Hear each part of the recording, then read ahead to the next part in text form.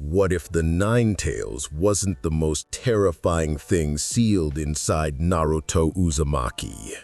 What if something far more ancient, far more powerful awakened that night? The soul of a warrior whose flames burned hotter than the sun itself. This isn't the story of a weak orphan begging for recognition.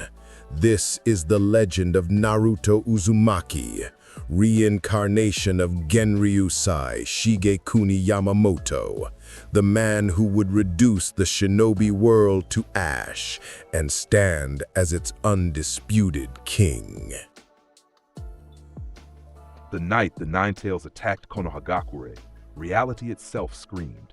Minato Namikaze, the fourth Hokage, stood atop the Hokage monument with his dying wife Kushina and their newborn son. The Shinigami loomed behind him, summoned through the Shikifujin, ready to seal half the beast's chakra into death itself and the other half into the child. But as the seal activated, something impossible occurred. A second seal manifested, not from Minato's chakra, not from Kushina's Uzumaki bloodline. This seal wrote itself across the infant's stomach in characters that predated language itself, cosmic script that made the Shinigami itself recoil.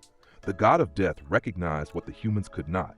Another soul was arriving, one so massive it warped dimensional boundaries just by existing.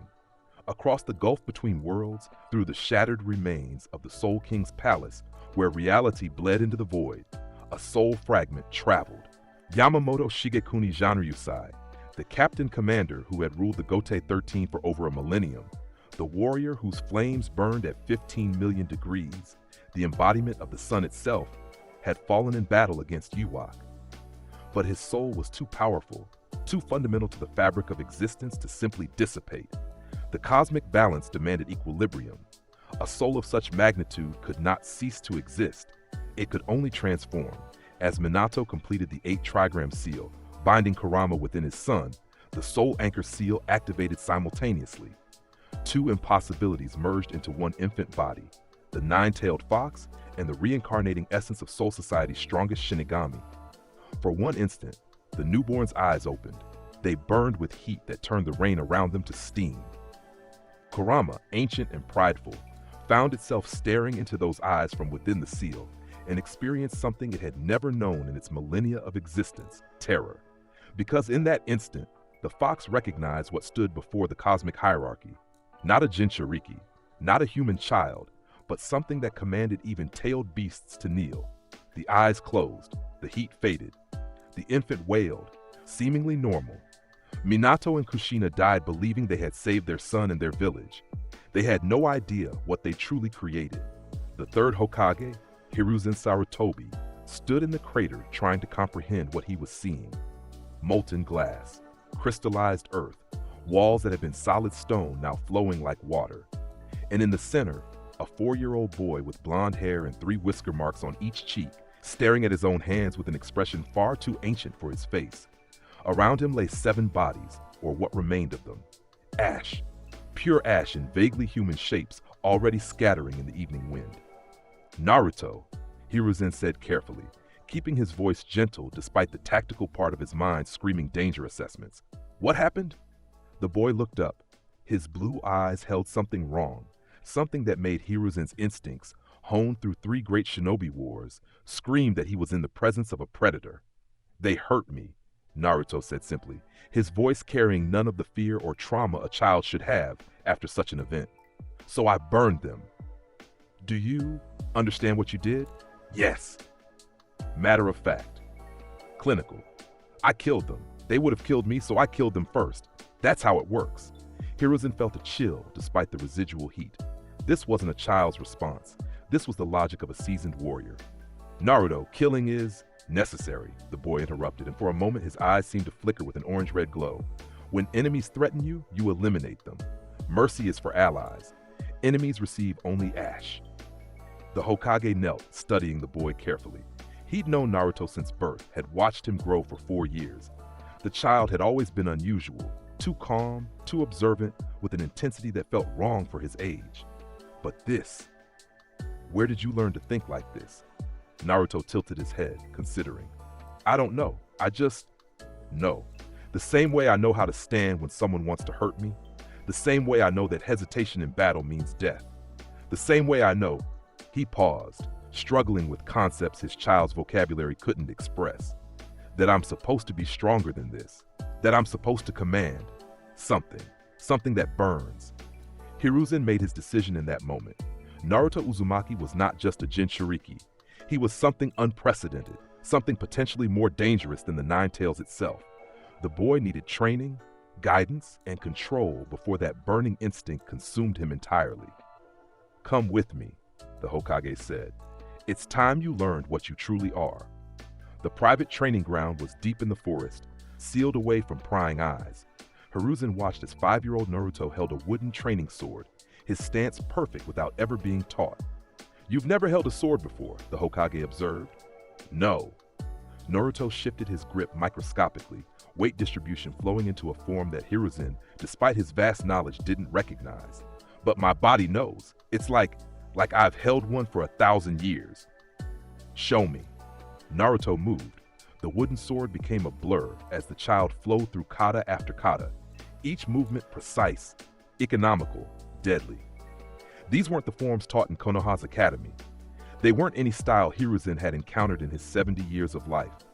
They were something else entirely, something that prioritized absolute efficiency, techniques designed to kill in single strikes. When Naruto finished, he wasn't even breathing hard. "Where did you learn that?" Hiruzen demanded. "I didn't learn it. I remembered it." Naruto frowned at the sword. "But it's wrong. This should be heavier, longer, and it should burn." "Burn? Everything I touch should burn if I want it to." The boy's expression turned frustrated. "There's something inside me, something that wants to be released. Sometimes I can feel it, this presence, this power that's so hot it makes the sun look cold, but I can't reach it, not yet." Hiruzen felt pieces clicking into place. The unprecedented fire affinity, the instinctive combat knowledge, the personality that seemed pulled from an ancient warrior. What if the Nine-Tailed Seal wasn't the only thing Minato had placed in this child? "Naruto, I'm going to teach you something, but you must promise me you'll only use it when absolutely necessary."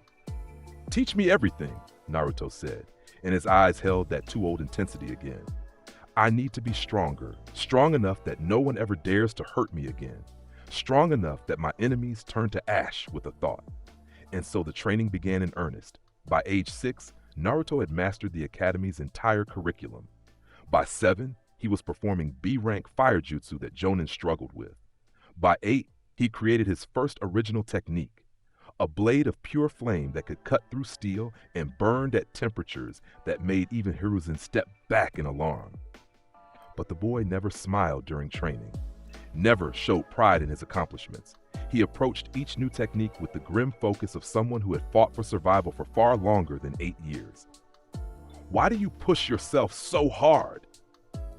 Hiruzen asked one day after watching Naruto practice for 6 hours straight without rest. Naruto looked at him with those ancient eyes. "Because I remember weakness, not from this life, but from somewhere. I remember what it feels like to fall, to fail, to watch everything burn because I wasn't strong enough." His hands clenched. "I will never be weak again." The academy graduation exam was a joke. Naruto stood before Iruka Umino and Mizuki, the 2 Chunin proctors, knowing that what they were about to witness would change everything. He was 12 now, and the burning inside him had grown from an ember to an inferno barely contained.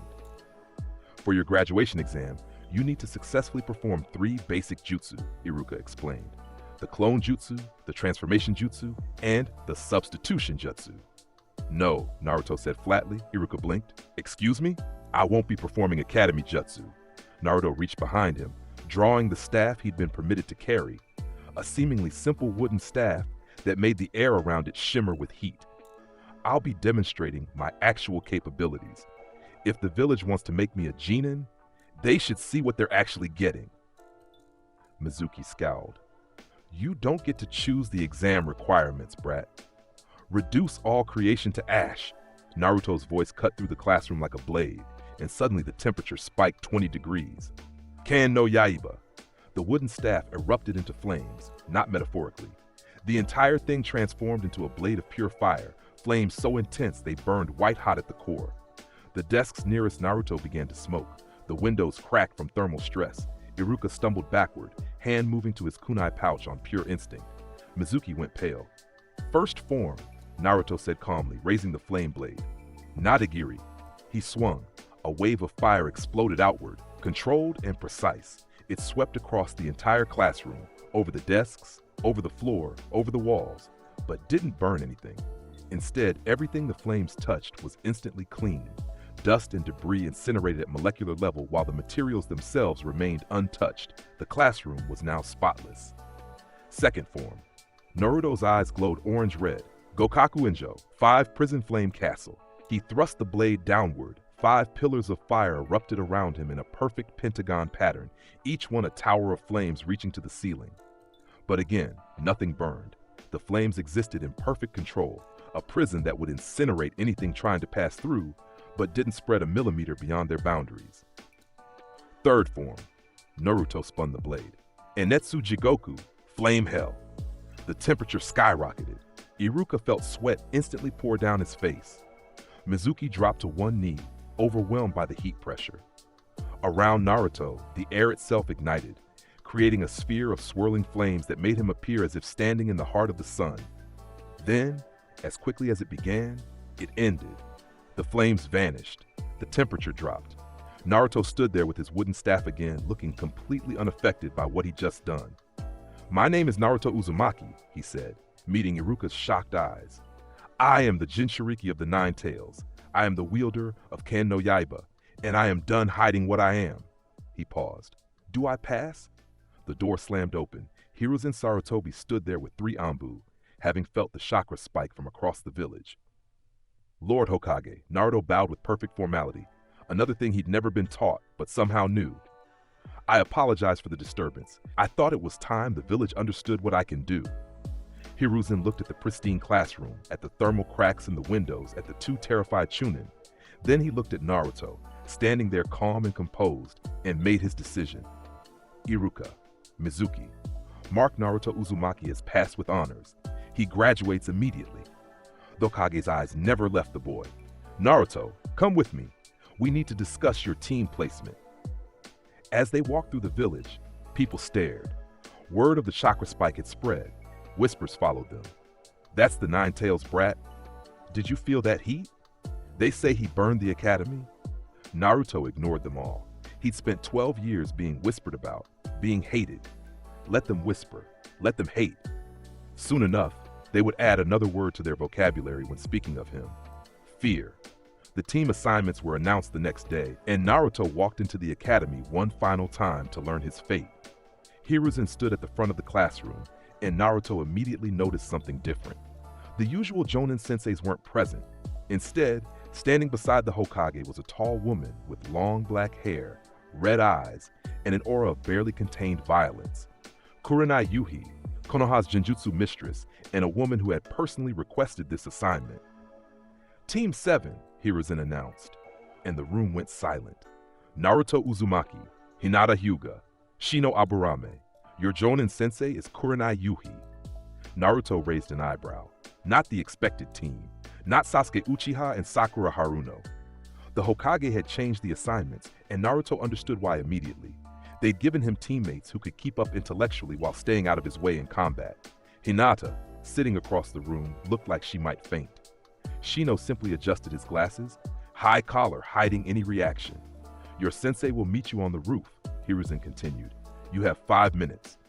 Naruto was there in 3, using the body flicker technique so smoothly that he left after images. Hinata arrived 30 seconds later, having run the entire way. Shino walked up last, perfectly punctual. Kurenai studied her new team. "Introduce yourselves. Name, likes, dislikes, goals." "Hinata Hyuga," the dark-haired girl said softly, fingers pressed together nervously. "I like training, and my sister. I dislike people who hurt others for no reason. My goal is to become strong enough to protect everyone I care about." Shino Aburame, the boy with the high collar, stated calmly. "I like insects and logical solutions. I dislike unnecessary violence and stupidity. My goal is to prove that intellect surpasses brute force." All eyes turned to Naruto. "Naruto Uzumaki," he said, his voice carrying none of the enthusiasm his teammates had shown. I like strength and people who earn my respect. I dislike weakness, mercy shown to enemies, and anyone who threatens what's mine. He paused. My goal is to become so overwhelmingly powerful that my enemies turn to ash before they can even think of harming this village or the people I protect. Silence. Kurenai felt a shiver run down her spine. This wasn't a 12-year-old's goal. This was the declaration of someone who had already walked through fire and emerged as the flames themselves.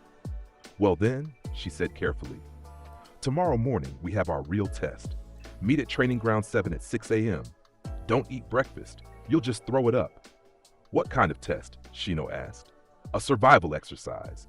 Kurenai smiled, but it didn't reach her eyes. Only 33% of graduates actually become Genin. The rest go back to the academy. What's the test? Naruto asked directly. You'll find out tomorrow. Dismissed. As Hinata and Shino left, Naruto remained. He looked at Kurenai with those two old eyes. You requested this team specifically, he said. Not a question. I did. Why? Kurenai met his gaze unflinchingly. Because I saw what you did at the academy. Those flames weren't normal. That control wasn't normal. You're not normal, Naruto Uzumaki, and putting you on a normal team would get people killed. She leaned forward. I requested you because I'm the only jonin in this village who specializes in control. Controlling perception, controlling the mind, controlling the battlefield without raw power. You have more power than you know what to do with. I'm going to teach you precision. Naruto considered this. And my teammates? Hinata needs confidence and someone to show her that strength isn't just about following clan rules. Shino needs someone who will challenge his worldview that everything can be solved with logic. Kurenai's smile turned genuine. You're going to be good for each other if you don't kill each other first. I don't kill allies, Naruto said, turning to leave. Then he paused. Only enemies, and I don't leave enemies alive. He vanished in a flicker of heat distortion. Kurenai stood alone on the roof, wondering what kind of monster the Hokage had just placed under her command, and whether she'd survive teaching him. Training Ground 7 at dawn. Naruto arrived first, as he had every day for the past 8 years of private training. The sun was just beginning to rise, painting the sky orange and red, colors that resonated with something deep in his soul. Hinata appeared next, having clearly not slept. Her Byakugan was already active, veins bulging near her temples. You're scouting the area? Naruto observed. She nodded. Kurenai-sensei is a Genjutsu specialist. The entire training ground could be an illusion already. Smart. Naruto's estimation of his teammate increased. But unnecessary. Genjutsu won't work on me. How can you be so sure? Because fire burns through illusions. He said it with absolute certainty, though he didn't know where that knowledge came from. Just another instinct, another piece of wisdom from whatever lived inside him. Shino arrived exactly at 6 a.m., not a second early or late. Kurenai appeared at 6:01, deliberately late, holding 2 small bells. Here's the test, she announced. You 3 must take these bells from me before noon. Anyone who fails goes back to the academy. There are 3 of us and 2 bells, Shino observed immediately. Exactly. At least one of you fails. Probably all 3 of you. Kurenai attached the bells to her belt. You're allowed to use any weapon, any jutsu, any tactic. In fact, if you don't come at me with intent to kill, you'll never succeed. Then let's begin, Naruto said, reaching for his staff. Not yet. I haven't said start. Ken no Yaiba. The staff erupted into flames. Naruto moved with speed that made him blur, the flame blade carving through the air toward Kurenai's throat. No hesitation, no warning. Pure killing intent focused into a single strike. Kurenai barely substituted in time, her body replaced by a log that exploded into ash from the heat. Good instinct. Her voice came from the trees. But you'll need Nadagiri. A wave of flames swept through the entire forest section where she'd been hiding. Trees didn't just burn, they vaporized, turned to ash so fine it scattered on the wind. Kurenai burst from the inferno, her clothes smoking, eyes wide. Hinata! Shino! Now! Naruto commanded, and his teammates moved instantly. Hinata's Byakugan tracked Kurenai's chakra points with perfect precision. 8 trigrams, 16 palms. Her hands became blurs as she attacked the chakra network, each strike surgical and perfect. But Kurenai was jonin for a reason. She flowed around the attacks like water, and then her eyes flashed red. Genjutsu! Tree-binding death! Hinata and Shino suddenly found themselves wrapped in tree roots, being crushed. Hinata screamed. Shino struggled silently. "Release it," Naruto said calmly, not even looking at his trapped teammates. "They can't," Kurenai called from her new position. "My genjutsu is too strong for fresh Genin too." "I wasn't talking to them." Naruto's blade burned brighter. Enetsu Jigoku. Heat exploded outward in a spherical wave, and the genjutsu shattered like glass, not dispelled through chakra disruption, simply burned away because the sheer thermal energy made the illusion impossible to maintain. Hinata and Shino dropped free, gasping. "She's 15 meters to your left, Shino," Naruto said without turning. "Underground. Send your insects." "How did you?" "I can feel her body heat. Everything alive radiates warmth. Everything warm I can sense." Another instinct, another impossible knowledge. "Move, now!" Shino's insects erupted from his sleeves, burrowing into the ground. Seconds later, Kurenai burst from the earth, covered in chakra-eating insects, forced to abandon her hiding spot. Naruto was waiting. 5 pillars of fire erupted in a pentagon pattern, trapping Kurenai inside. Each pillar burned hot enough that she couldn't approach without severe burns. She was a jonin, but her specialty was genjutsu in close combat. She had no techniques to counter this level of fire manipulation. "Hinata," Naruto commanded. "Gentle fist through the flames. Your chakra control is precise enough to not trigger the heat reaction." Hinata hesitated only a moment, then trusted her teammate. She darted forward, hands glowing with chakra, and struck through the narrow gaps between flame pillars. Her hits landed on Kurenai's shoulder, side, and leg. Not enough to fully disable, but enough to disrupt her chakra flow. The bells jingled. Shino. Insects. Retrieve the bells while she's distracted. A swarm of bugs flew through the flames, too small to trigger the incinerating heat, too numerous to stop. They latched onto the bells and pulled. Kurenai tried to grab them, but Hinata struck her wrist, numbing it with a chakra point strike. The bells came free. Naruto released the flame prison. The pillars vanished instantly, leaving Kurenai standing there, covered in insects, partially disabled and thoroughly defeated. Shino's bugs returned, dropping both bells at Naruto's feet. The entire engagement had lasted 3 minutes. "Impossible," Kurenai breathed. "You're Genin, fresh graduates. This test is designed for..." "For normal Genin," Naruto interrupted, letting his blade dissolve back into a staff. He picked up both bells and walked to his teammates. He handed one to Hinata and one to Shino. "Naruto, you," Hinata started. "Take them. You both earned them." Naruto looked at Kurenai. The real test wasn't the bells, was it? It was teamwork. Whether we'd fight each other or work together, whether we'd sacrifice for the team. Kurenai smiled despite herself. "You're too smart for your own good." "No. I'm exactly as smart as I need to be." Naruto turned to his teammates. "From now on, we function as a unit. My power is the blade. Hinata's Byakugan is our eyes. Shino's insects are our intelligence network. Together, we're unstoppable." "And what if we fail?" Shino asked. "What if we're not strong enough?" Naruto's eyes glowed orange-red for just a moment. "Then I burn the obstacle to ash, and we move forward over the remains. Failure is not acceptable. Defeat is not possible. We are Team 7, and we will dominate every challenge put before us." Kurenai felt that shiver again. This boy was 12 years old and spoke with the absolute conviction of a general who had led armies for centuries. "You all passed," she said quietly. "Welcome to Team 7. Tomorrow, we start missions." As they left the training ground, Hinata walked beside Naruto. "That was incredible. Your flames, your tactics, everything." "It was adequate," Naruto replied. "But I'm not satisfied. There's more inside me, something I haven't unlocked yet. Something that makes these flames look like candlelight in comparison. What could possibly be stronger than what you just showed?" Naruto looked at the rising sun, and for a moment, his soul resonated with something ancient and terrible. "Everything," he whispered. "When I finally release my true power, this world will understand what it means to stand before the sun itself." The next 3 months were a blur of missions, and Team 7 quickly gained a reputation, the C-rank bandit elimination. The team was supposed to capture the leader for interrogation. Instead, Naruto located their camp using thermal sensing, Shino's insects confirmed numbers and positions, and Hinata's Byakugan found their escape routes. Then Naruto walked into the camp alone. "Reduce all creation to ash, Ken no Yaiba." The bandits, 20 hardened criminals with multiple murder charges, lasted 15 seconds. Those who were smart enough to surrender immediately were spared. The rest became ash sculptures that crumbled in the wind.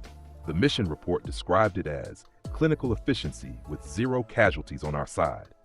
The B-rank escort mission through contested territory. Enemy ninja tried to ambush them, 4 Chunin-level opponents. Naruto didn't even draw his blade. He simply released killing intent so thick, so overwhelming, that 2 of the enemy ninja fainted on the spot. The other 2 fled. Hinata had stared at him afterward. What was that? Intent, Naruto explained.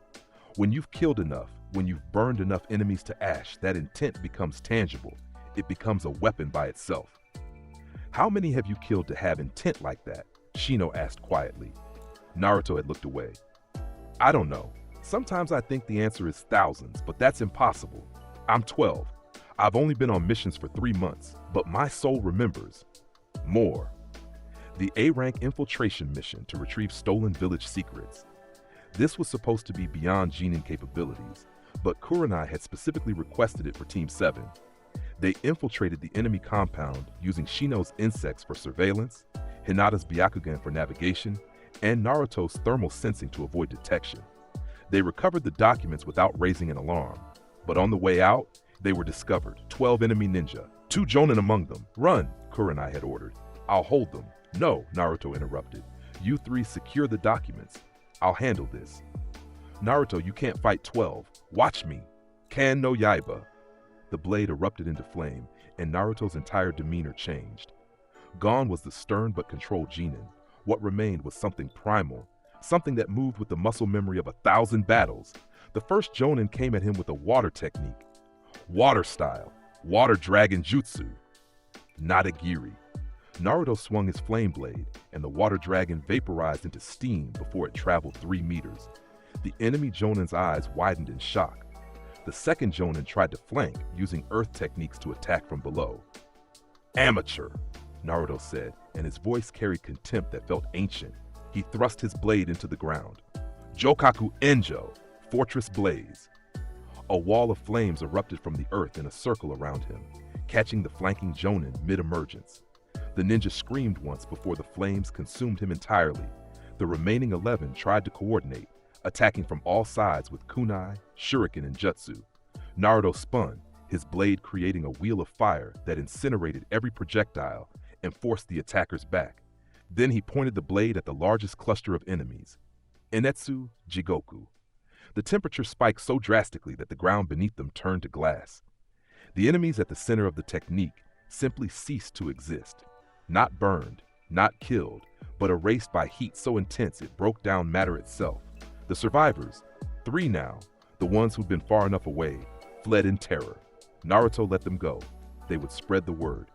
They would tell others what happened when you challenged Team 7. When Kurenai, Hinata, and Shino returned, they found Naruto standing in a crater of molten glass and crystallized earth, not a mark on him, his breathing even and controlled. Report successful, he said calmly. 0 casualties on our side. 11 enemy combatants eliminated. 3 survivors fled. Kurenai had looked at the devastation, then at her student, and realized the truth. She wasn't training Naruto Uzumaki. She was just trying to point a force of nature in the right direction and hoping it didn't consume them all.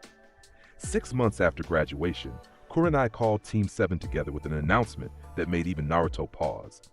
I'm recommending you 3 for the Chunin exams. Hinata gasped. Shino's insects buzzed in agitation. We've only been Genin for 6 months, Hinata said. Isn't that extremely fast? For normal teams, yes, but you 3 have completed 15 C-rank missions, 8 B-rank missions, and 3 A-rank missions with perfect success records. You've shown tactical capability, teamwork, and combat effectiveness that surpasses most Chunin already. Kurenai looked directly at Naruto. And your teammate is capable of Jonin-level destruction when necessary. I'm not interested in rank, Naruto said bluntly. A title doesn't make you stronger. No, but the Chunin exams will put you against the strongest Genin from every hidden village. You'll face challenges that'll push even you, Naruto. Isn't that what you want? To test your limits? Naruto's eyes gleamed. When does it start? 1 week. The exams are being held here in Konoha this year. Teams from Sand, Mist, Cloud, and others will be competing. Kurenai paused. This isn't like our missions. You can't just burn everything to ash. There are rules, politics, and rules don't apply to overwhelming force, Naruto interrupted. If someone is strong enough, rules become suggestions. He looked at his teammates. But for your sake, I'll show restraint. Unless someone tries to kill you, then they burn. Hinata smiled slightly. Despite his harsh exterior, Naruto's protectiveness toward the team was absolute. There's one more thing, Kurenai said. The finals are held in a stadium, broadcast to the entire village and visiting dignitaries. This is where Konoha shows its strength to the world.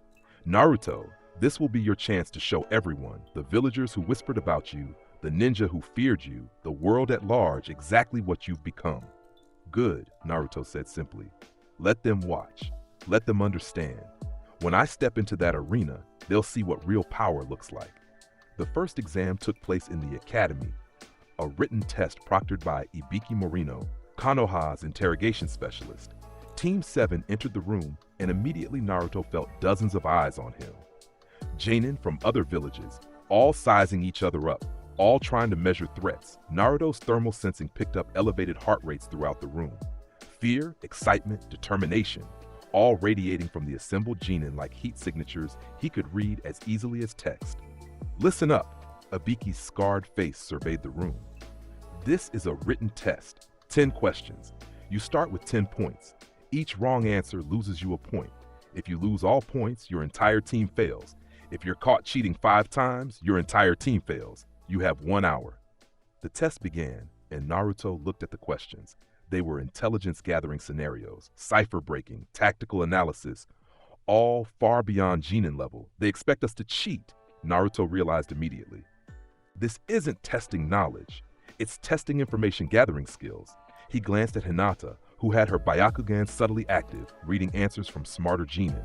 Shino had an insect crawling on the ceiling, viewing other papers. Naruto didn't need either method. His thermal sensing could detect the heat patterns of pencils on paper. He could literally read what people were writing by tracking the friction heat of their writing implements. He copied answers from the smartest person in the room, a girl from Sand with glasses and precise, confident strokes. 45 minutes in, Ibiki announced, 10th question. But before I give it, you must decide. Do you want to hear it? If you choose not to take this question, you fail but can retake the exams next year. If you choose to take it and answer wrong, you can never take the Chunin exams again. The room erupted in panic. Teams began dropping out immediately. Naruto raised his hand. What? Ibiki growled. If we answer the 10th question wrong, we can never take the exams again? Naruto's voice cut through the noise. That's a lie. The room went silent. Excuse me? Ibiki's killing intent flooded the room, making Genin flinch. It's a lie, Naruto repeated calmly, unaffected by the intent. Because you can't actually enforce that rule. Genin rank and exam eligibility are determined by the Hokage and village administration, not by a single proctor. This is a psychological test, measuring whether we'll fold under pressure or commit to our path despite unknown risks. Ibiki stared at him. And how do you know I'm not serious? Because I can read people. Naruto stood up, and the temperature in the room rose several degrees. I've killed enemies who tried to intimidate me with threats, real threats. This, he gestured dismissively, this is theater, a test of resolve. His eyes glowed orange-red. And I've never backed down from a challenge in my life. Give us the 10th question. We'll answer it, and we'll pass. The room was dead silent. Then slowly, other Genin started nodding. Teams stopped dropping out. Naruto's confidence was infectious, his certainty absolute. Ibiki smiled, a genuine expression of satisfaction. You pass. All of you, there is no 10th question. The test was whether you'd risk everything for your goal or let fear control you. He looked directly at Naruto. You understood that faster than anyone I've tested. Congratulations. As they filed out, Hinata whispered to Naruto, how did you really know? Because in battle, the only unbreakable rule is strength. Everything else is negotiable. Naruto's expression was distant. Someone taught me that. I don't remember who, but I've never forgotten the lesson. The forest of death loomed before them. 44 training grounds filled with deadly flora, fauna, and now enemy Genin teams. Anko Mitarashi, the proctor, grinned maniacally. Here's the deal. You get either a heaven or earth scroll. You need both to pass. Inside this forest, 5 days. Survive, retrieve the opposite scroll, and reach the tower at the center. Team 7 received a heaven scroll. One more thing, Anko continued. Death is a real possibility here. You'll sign waivers. The village isn't responsible if you die. Naruto signed without reading. Eager to die, kid? Anko asked. No, eager to fight. Naruto's smile was cold. How many teams entered? 78. How many make it on average? Usually, about 10 teams. We'll make it 11. Naruto turned to his teammates. Same plan as always. Hinata scouts with Byakugan. Shino deploys insects for surveillance. I handle combat. We move fast, take what we need, and reach the tower in less than a day.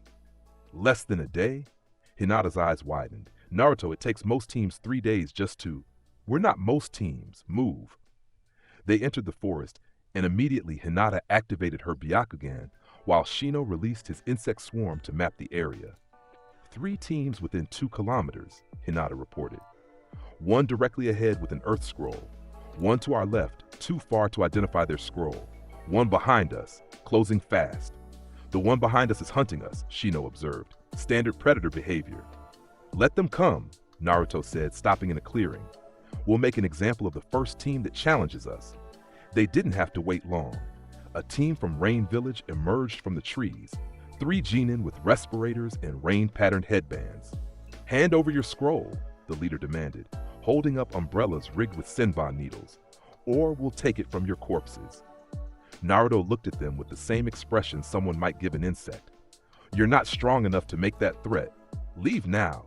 This is your only warning. The Rain Genin laughed. Big words from a Leaf Genin. Let me show you. Kan no Yaiba. The temperature spiked 50 degrees in an instant. The leader's umbrella caught fire spontaneously, senbon melting before they could even be launched. What the? Last chance, Naruto said, his blade now a column of white-hot flame. Run or burn. The Rain Genin looked at each other, then at the melting metal of their weapons, then at Naruto's completely calm expression. They ran. You let them go, Shino observed. They weren't worth the chakra to kill. Weak enemies deserve only dismissal. Naruto pointed ahead. The team with the Earth Scroll is 800 meters northeast. Let's move. They found the team, 3 Sand Village genin, 10 minutes later. Unlike the Rain team, these 3 looked competent. Dangerous, the leader, a boy with red hair and a gourd on his back, stared at them with eyes that held nothing human. Gaara, Hinata whispered, her Byakugan showing her something that made her pale. That gourd, it's not sand, it's blood. Naruto finished, his own supernatural senses picking up the scent. Dried blood mixed with sand. You've killed before. Gaara's expression didn't change. Many times, Mother demands blood. Then this should be interesting. Naruto drew his staff. We need your Earth Scroll. You can give it to us, or I can take it from your ash. Gaara's sand erupted from the gourd, forming a defensive barrier. My sand is absolute defense. You can't. Nadagiri. Naruto swung his flame blade and a wave of heat slammed into the sand barrier. The sand didn't just heat up, it turned to glass instantly, the defensive wall becoming a crystalline sculpture before shattering. Gaara stumbled backward, shocked. His sand had never failed him before. Your defense is absolute against physical attacks and normal jutsu, Naruto observed. But heat isn't a physical attack. Heat is molecular vibration. I'm not hitting your sand. I'm exciting every particle in it until the silicon bonds reform. You can't defend against physics. Gaara's face contorted with rage. I'll kill you! More sand erupted, forming a massive wave to crush Team 7. Gokaku Enjo. 5 pillars of flame created a prison around Gaara, and every grain of sand that touched the flames turned to glass and fell uselessly. Your Earth Scroll, Naruto demanded. Now! One of Gaara's teammates, a girl with blonde hair and 4 ponytails, threw the scroll at Naruto's feet. Take it! Just don't hurt him anymore! Naruto caught the scroll, then released the flame prison. Gaara stood there, panting, his sand partially crystallized around him. You're strong, Naruto said. Probably the strongest genin I've encountered, but strength without control is just violence. Learn control, and maybe next time you'll be a worthy opponent. He turned and walked away, leaving Gaara trembling with a mixture of rage and something he'd never felt before. Respect. Team 7 reached the central tower in 4 hours, a new record. As they entered, Anko was waiting with a clipboard and an expression of disbelief. 4 hours! 4 hours! The previous record was 2 days! She looked at Naruto. What the hell are you? Someone who doesn't waste time, Naruto replied. When do the finals begin? 1 month. You'll be notified of your first match. Anko's eyes narrowed. Kid, I've been in this business a long time. I've seen prodigies, but you're something else entirely. I know, Naruto said simply. I've always been something else. The month between the second exam and the finals was supposed to be training time, but for Naruto, it was something more. He stood alone in a private training ground, his staff planted in the ground before him, and reached deep into himself. There's more, he thought. I know there's more. These flames are just the surface. The real power is buried deeper. He closed his eyes and sank into his mindscape. The world shifted. He stood in a massive sewer corridor, pipes dripping with water, a single pathway leading to an enormous cage. Behind the bars, 2 massive red eyes opened. So you finally come to visit, Brat, the Nine-Tails rumbled. 6 months as a genin and you've never once acknowledged me.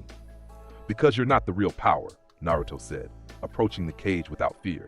You're strong, Kurama, he used the name without knowing how he knew it, but you're not what burns inside me. The flames I wield have nothing to do with your chakra. The fox's eyes narrowed. Perceptive. You're right. Those flames come from something else. Something that was already here when I was sealed inside you. What is it? How should I know? I'm just a Biju. But I can tell you this. Whatever that other presence is, it scares me. And nothing scares me.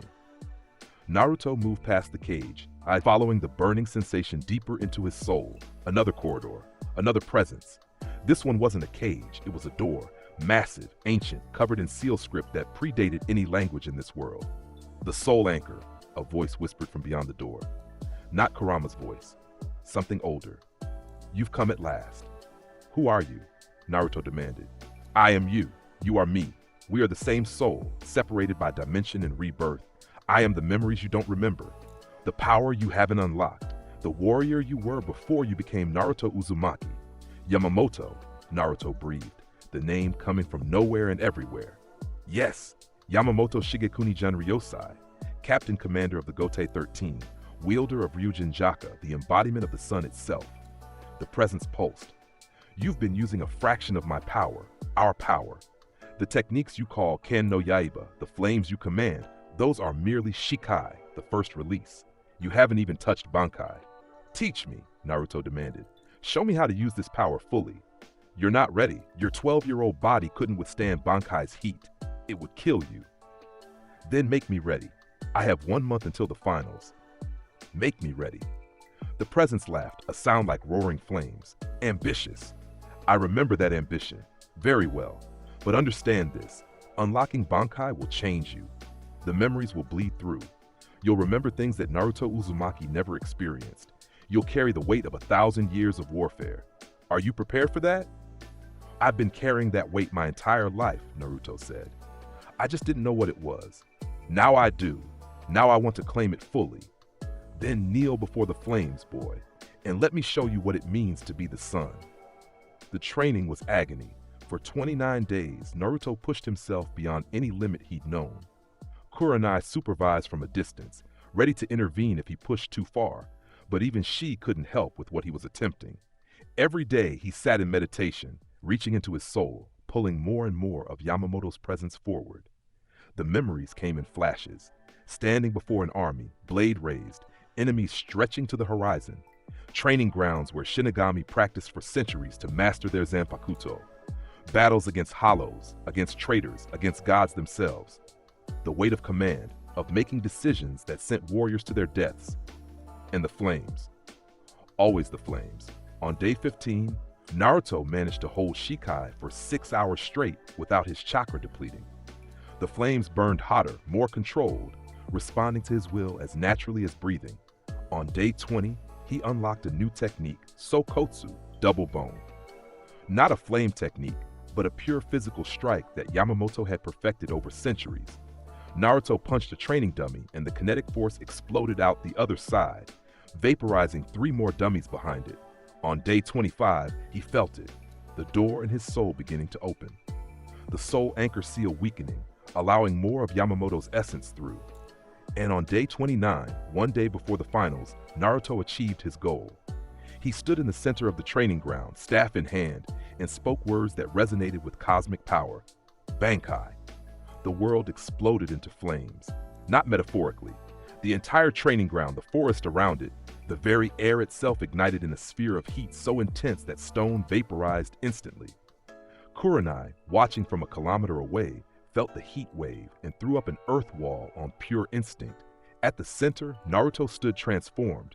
His blade, no longer a staff, no longer even recognizable as a weapon, was a katana that looked charred and ancient. But the heat radiating from it made reality itself distort. The ground beneath him turned to lava. The air around him shimmered like a mirage. Taiyo no Keshin, Naruto whispered, his voice carrying the weight of a millennium. Zanka no Tachi. 4 techniques corresponding to the 4 cardinal directions flooded his consciousness. East, Kyokujitsujin, the cutting edge that erased anything from existence. West, Zanjitsu Gokui, armor of flames reaching 15 million degrees. South, Kakajuma no Kushi Daisojin, the power to summon the ashes of all he'd ever slain. North, Tenchi Kaijin, heat that could reduce entire battlefields to nothing. Naruto held the form for 10 seconds, then released it, gasping, dropping to one knee. It had nearly killed him. The heat had scorched his own body from within, chakra pathways burning from the sheer power flow. But he'd done it. He'd unlocked Bankai. Kurenai rushed over, medical ninjutsu ready, but Naruto waved her off. I'm fine, he panted. Just need a moment. That was insane. Kurenai checked him over anyway. Your body temperature was over 300 degrees. You should be dead. Can't die, Naruto said with a slight smile. Fire doesn't burn fire, and I'm the sun itself. How long can you hold that form? Right now? Maybe 30 seconds before I burn out completely, but it's enough. Naruto stood, his eyes gleaming. Tomorrow, in the finals, everyone will see. The other villages, the Leaf, everyone who ever doubted or feared me, they'll understand what true power looks like. The stadium was packed. Thousands of spectators from Konoha and visiting villages filled the seats. In the Kage box, Hiruzen sat with the Kazekage and dignitaries from other nations, all eager to see the future generation of shinobi. In the arena, 12 genin stood in a line, the finalists who'd passed both previous exams. Naruto stood at one end, flanked by Hinata and Shino. Across the arena, Gaara stared at him with eyes that promised violence. Other competitors included Neji Hyuga, Rock Lee, and various genin from Sand, Sound, and Mist villages. The proctor, Genma Shiranui, addressed them. The finals are single elimination matches. Fight until your opponent surrenders, is knocked unconscious, or I call the match. Killing is prohibited unless in clear self-defense. Naruto's eyes narrowed at that rule, but he said nothing. First match, Naruto Uzumaki versus Yoroi Akado of the Leaf Village. The other competitors retreated to the competitor box. Naruto remained in the arena as his opponent approached, a man in his late 20s wearing a hood and bandages. I absorb chakra on contact, Yoroi announced confidently.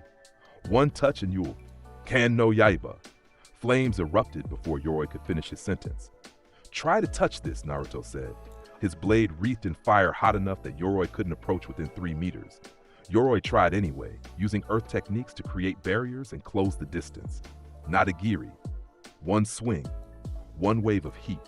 Yoroi's earth barrier melted, his clothes caught fire, and he collapsed, screaming. Medical nin rushed in to extract him. Match time, 8 seconds. The crowd went silent, then erupted in shocked murmurs. Winner, Naruto Uzumaki, Genma announced, sounding slightly stunned himself. Match after match proceeded. Shino defeated a sound genin using insect tactics that drained chakra while maintaining distance. Hinata, facing a mist genin, used her gentle fist in combination with tactics Naruto had taught her. Aggressive, overwhelming offense that gave no quarter. She won decisively. Gaara crushed his opponent, literally, using sand to create a coffin that would have killed if Genma hadn't intervened. Rock Lee faced Neji and lost, despite his incredible taijutsu, because Neji's Byakugan and Gentle Fist were simply superior. And then came Naruto's second match. Naruto Uzumaki versus Neji Hyuga. Neji stood across from Naruto, Byakugan active, veins bulging near his temples. I can see your chakra network, Neji said coldly. I can see the nine tails sealed within you, and I can see that despite your power, you're bound by fate, destined to be the village's weapon, nothing more.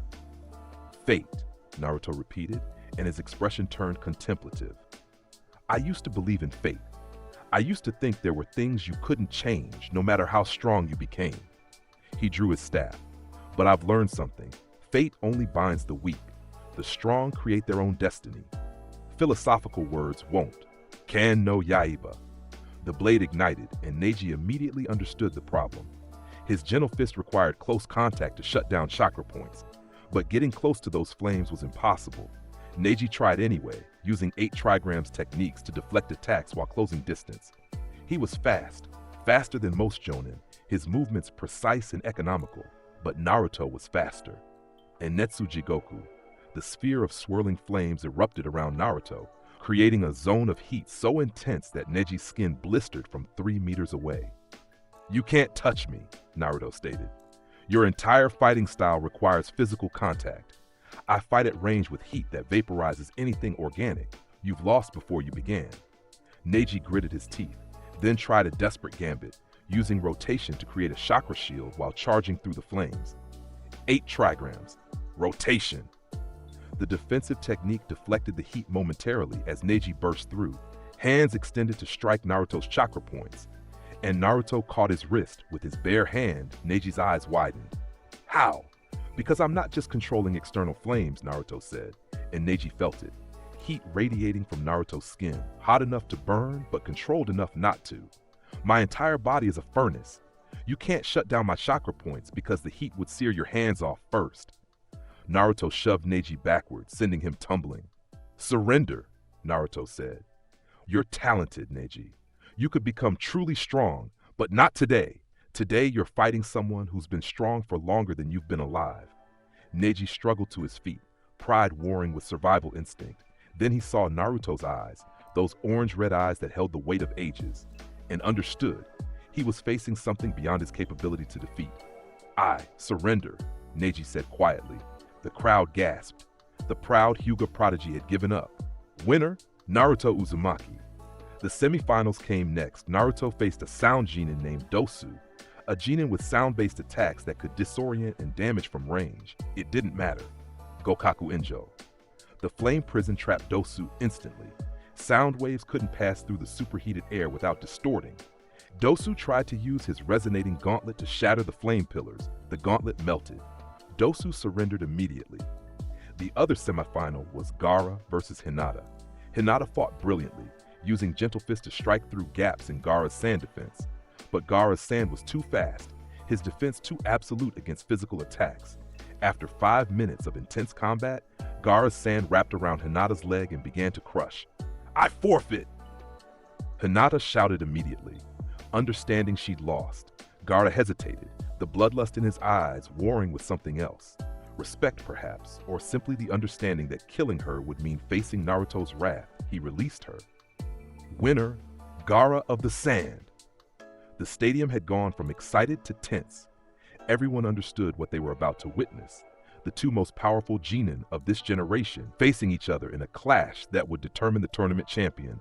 Naruto and Gaara stood across from each other, the arena floor already scorched from previous matches. You're strong, Gaara said, his voice carrying a manic edge. Mother wants your blood. She's screaming for it. Your mother is the one-tail Shikaku, Naruto replied, and Gaara's eyes widened. Yes, I know what you are. Jinchuriki, like me. But unlike you, I don't let the beast control me. You think you're different? Gaara's sand swirled around him. You think you're better? I don't think. I know. Naruto drew his staff. You let your Biju define you. I define myself. That's the difference between strength and power. You have power, but I have strength. Then show me! Gaara screamed, and his sand exploded outward in a massive wave designed to crush Naruto under tons of pressure. Kan no Yaiba. The flames met the sand wave, and the entire front edge crystallized into glass instantly. But there was so much sand, Gaara was using everything, holding nothing back. Nadagiri. The heat wave vaporized a path through the sand, but more rushed in to fill the gap. Naruto realized immediately, a battle of attrition would drain his chakra before Gaara's ran out. The one-tail had near infinite chakra reserves. Time to end this quickly. Enetsu Jigoku. The sphere of flames erupted, turning the entire arena into a furnace. Sand that approached turned to glass and shattered. Gaara stumbled backward, his sand defense struggling to maintain. You have attacked my home. You have threatened my people. You have exactly one chance to flee, because I'm about to show you what happens when you awaken the sun. Some invaders laughed. Some looked confused. Then Naruto raised his blade to the sky. Bankai. Reality screamed. The transformation was visible from every corner of Konoha, a pillar of flame erupting from the stadium, reaching into the clouds, turning the sky itself orange-red. When the light faded, Naruto stood transformed. His blade looked ancient, charred, almost fragile, but the heat radiating from it made the air shimmer for hundreds of meters in every direction. Taiyo no Keshin. Naruto's voice echoed with impossible power. Zanka no Tachi. The invasion forces felt it, heat that made them sweat instantly despite being kilometers away. Several of the weaker ninja collapsed from heat exhaustion immediately. What is that? An Anbu whispered, watching from a nearby rooftop. That, Kurenai said, her voice filled with awe and terror, is what happens when you push Naruto Uzumaki too far. Naruto looked down at the largest concentration of enemy forces, 100 sound ninja coordinating an assault on the residential district. West, Zanjitsu Gokui. Flames erupted around Naruto's body, forming armor that burned at 15 million degrees. Then he simply dropped from the stadium roof, falling toward the enemy forces like a meteor. He landed in their center. The shockwave alone killed 20 of them. Their bodies flashed vaporized by proximity to his flame armor. The survivors tried to attack, kunai and jutsu flying at him from all directions. Nothing touched him. Every projectile vaporized 3 meters from his body. Every jutsu dissolved into steam or ash before reaching him. North, Tenchi Kaijin. Naruto raised his blade, and heat erupted in a sphere around him. Not explosive, not violent, just pure, overwhelming heat that reduced everything in a 100-meter radius to ash, buildings, streets, trees, enemy ninja. All of it became ash in an instant, leaving a perfect circle of gray powder where a neighborhood had stood seconds before. The enemy forces that survived, the ones outside the radius, fled in terror. Naruto moved to the next concentration of invaders. Across the village, the battle raged. Hiruzen fought Orochimaru atop the stadium roof, struggling against his former students' techniques. The Konoha Jonin engaged the invasion forces, taking casualties but holding the line. The 3 giant summons, snakes from Orochimaru's contract, rampaged through districts, destroying buildings. And then Naruto arrived at each location like the wrath of God itself. At the first summon, a massive purple snake crushing buildings with its coils, Naruto appeared in a flash of heat. East, Kyokujichin. One swing of his blade. The snake's head separated from its body, the cut so clean and so hot that the wound was cauterized instantly.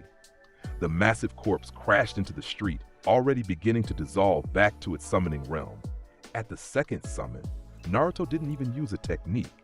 He simply landed on its back and let his flame armor do the work. The snake thrashed once, twice, then collapsed as its entire nervous system burned from the inside out. At the third summon, Naruto decided to send a message. South, Kajuma no Kushi Daisojin. The ground around him split open, and from the earth rose figures made of ash, every enemy he'd killed in this invasion, resurrected as burning corpses under his command. The Ashen army attacked the snake, dozens of burning corpses clawing and tearing at it. The snake tried to fight back, but how do you kill something already dead? How do you escape an army that felt no pain, no fear, only the command to destroy? The snake fled, dispelling itself to escape. Naruto released the technique, letting the ashen corpses crumble. He stood in the street, his Bankai aura making the air around him shimmer, and reached out with his thermal sensing. The invasion was collapsing. Enemy forces were fleeing. The ones who couldn't flee were dying. But there was one fight that concerned him. The Hokage versus Orochimaru. Naruto flickered toward the stadium, moving so fast he left a trail of flames in his wake. Hiruzen knelt on the stadium roof, bleeding from dozens of wounds. Orochimaru stood before him, smiling with stolen faces, the first and second Hokage, resurrected through Edo Tensei, standing as his puppets. "It's over, Sensei," Orochimaru hissed. "Konoha will fall, and you'll die knowing you failed. A wave of heat washed over the roof, so intense that Orochimaru stumbled backward. Naruto stood at the edge of the roof, his Bankai blade held casually, his eyes burning orange-red. "Orochimaru," Naruto said, his voice carrying the weight of ages. "You've made mistakes today, attacking this village, threatening the Hokage. But your greatest mistake?" He raised his blade. "You woke me up." Orochimaru's eyes widened as he felt the chakra, not just massive, but impossible. This wasn't a genin. This wasn't even a Kage. This was something that transcended the normal power hierarchy. "What are you?" Orochimaru whispered. "I am the sun," Naruto said simply, "and you're about to burn." The first and second Hokage, controlled by Orochimaru, attacked simultaneously, water and wood techniques designed to overwhelm through sheer volume. North, Tenchi Kaijin. Everything vaporized. Water became steam. Wood became ash. The very roof they stood on began to melt. Orochimaru substituted away, creating distance, his mind racing. Impossible. This power level shouldn't exist in a 12-year-old. What is he? "You're running," Naruto observed, walking forward slowly. Each step left footprints of molten stone. "That's wise. But you won't escape, not from me." "I'll kill him," Orochimaru screamed, pointing at Hiruzen. "I'll let next time," Naruto said calmly. "It'll be your head. Run, Orochimaru. Run back to whatever hole you crawled from. And remember, if you ever threaten this village again, I won't show mercy. I'll erase you so thoroughly that reality itself will forget you existed." Orochimaru fled. The legendary Sannin, the man who'd fought Kage and survived, who'd pursued immortality for decades, ran away from a 12-year-old boy like a terrified child. Naruto released his Bankai, the flames dissipating, and collapsed. Hiruzen caught him before he hit the ground. "Easy, Naruto," the Hokage said, already channeling medical ninjutsu. "You've done enough. More than enough." "Did we win?" Naruto asked, his voice weak. "Yes. The invasion is over. The enemy forces are fleeing. You saved the village, Naruto." "Good." Naruto's eyes closed.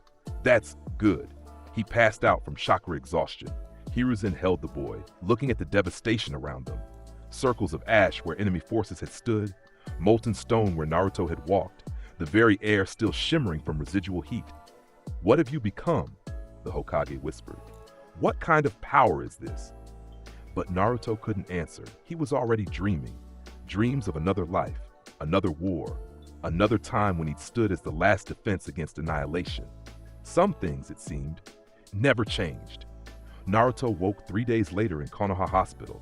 The first face he saw was Hinata's. She'd been sitting beside his bed, her Byakugan monitoring his chakra recovery. "You're awake," she said, relief flooding her features. "We were worried. You've been unconscious for 3 days, Naruto finished, his internal sense of time still functioning. "How's the village?" "Recovering. The invasion failed completely. Between you and the other defenders, the enemy forces were routed with minimal civilian casualties." Hinata paused. "Naruto, what you did, the entire village is talking about it. They're calling you the Flame of Konoha and the Sun Guardian. Titles don't matter. Maybe not to you, but to them, it changes everything. You're not the Nine-Tails Jinchuriki anymore. You're the hero who saved them." Naruto sat up slowly, testing his body. The chakra pathways were still tender from channeling Bankai, but healing. He'd need to be more careful. Using that form for extended periods could cause permanent damage. The door opened, and Hiruzen entered with several Anbu guards. "Lord Hokage?" Naruto bowed his head respectfully. "Naruto." Hiruzen dismissed the Anbu with a gesture. "We need to talk. About what you did, about what you are." "I'm a shinobi of Konoha," Naruto said simply. "You're far more than that, and we both know it." Hiruzen sat down, his aged face serious. "The power you displayed, Bankai, you called it, that's not a normal jutsu. That's not even a normal Kekkei Genkai. That's something that transcends this world's typical power structure." Naruto considered his words carefully. "I don't fully understand it myself, but I know this. The power comes from somewhere deep inside me, somewhere that existed before I was born, like a memory of a life I never lived." "Reincarnation," Hiruzen said quietly. The Sage of Six Paths spoke of souls transcending death, cycling through rebirth. "Could you be?" "I don't know. Maybe." Naruto met the Hokage's eyes. "Does it matter? I'm loyal to Konoha. I'll protect this village with everything I have. Isn't that what's important?" Hiruzen smiled, the expression warm and genuine. "You sound like your father." "My father? Minato Namikaze, the fourth Hokage. Your father. Hiruzen watched Naruto's reaction carefully. He was the one who sealed the nine tails inside you, not as a weapon, but as a final gift, giving you the power to protect yourself in the village. Naruto absorbed this information without visible emotion. Why tell me now? Because you're not a child anymore. You've proven yourself, and you deserve to know your heritage. Hiruzen stood. Your father was a hero. Your mother, Kushina Uzumaki, was the previous Nine Tails Jinchuriki. They died to protect you in this village. Then I'll honor their sacrifice, Naruto said, by becoming stronger, by protecting this village so well that no one ever has to make that kind of sacrifice again. That's an ambitious goal. I don't do anything halfway, Lord Hokage. You should know that by now. The promotion ceremony took place a week later. Naruto, Hinata, and Shino stood before the Hokage in the administration building. Kurenai stood to the side, pride evident on her face. For exceptional service during the Chunin exams in the Konoha invasion, Hiruzen announced formally, I hereby promote Naruto Uzumaki, Hinata Hyuga, and Shino Aburame to the rank of Chunin. Shino accepted his vest with quiet satisfaction. Hinata smiled broadly, her confidence grown through months of missions and battles. Naruto took his vest and looked at it for a long moment. This is just a piece of cloth, he said, and Hiruzen raised an eyebrow. But what it represents, trust, responsibility, the faith the village places in us, that matters. I'll wear this vest knowing that Konoha expects me to protect it, and I will, without hesitation. Without mercy to our enemies, without limit to my strength. I wouldn't expect anything less, Hiruzen said. You three are dismissed. Celebrate your promotion. As they left, Kurenai pulled Naruto aside. I'm proud of you, she said simply. When I first took Team 7, I thought I'd be teaching you control. Instead, you've taught me something about strength. That true power isn't just about control. It's about knowing when to hold back and when to unleash everything. You taught me more than you think, Naruto replied. You showed me that power without precision is just destruction. I needed that lesson. What will you do now? As a Chunin, you'll have access to more resources, higher rank missions. I'll keep training, keep getting stronger. Naruto looked out the window at Konoha's skyline. The invasion showed me something. There are threats out there beyond anything this village typically faces. Orochimaru was just one. There will be others, and when they come, I need to be ready. Ready to do what? To burn them all to ash, Naruto said simply. To stand as the final wall between this village and annihilation. That's my purpose. That's what I was reborn to do. Kurenai felt that familiar shiver. Even after everything, Naruto's absolute certainty in his violent purpose was unsettling. But she couldn't deny the results. He'd saved the village, protected countless lives, driven off one of the legendary Sannin. If that required someone with the soul of an ancient warrior reborn, then so be it. Just don't lose yourself in the flames, she said quietly. Naruto's expression softened slightly. I won't. I have people to protect now. You, Hinata, Shino, even the villagers who once feared me. That's what keeps me human, knowing that my strength exists to shield others, not just to destroy enemies. He paused. But make no mistake, anyone who threatens what I protect will learn what it means to face the sun's wrath. And there is no mercy in fire. The months following the invasion were transformative for Team 7. As Chunin, they were assigned increasingly dangerous missions. Naruto's reputation spread beyond Konoha. Other villages began marking him as an S-rank threat in their bingo books despite his age. The Flame of Konoha read one entry. Naruto Uzumaki, age 13, rank Chunin, threat level, flee on sight, possesses fire manipulation beyond any recorded shinobi, confirmed kills 200 plus, note does not take prisoners, does not show mercy, approach only with overwhelming force. Naruto read the entry with detached interest when they captured an enemy intel packet. 200 kills, he murmured. Feels like more. Because it probably is, Shino observed, adjusting his glasses.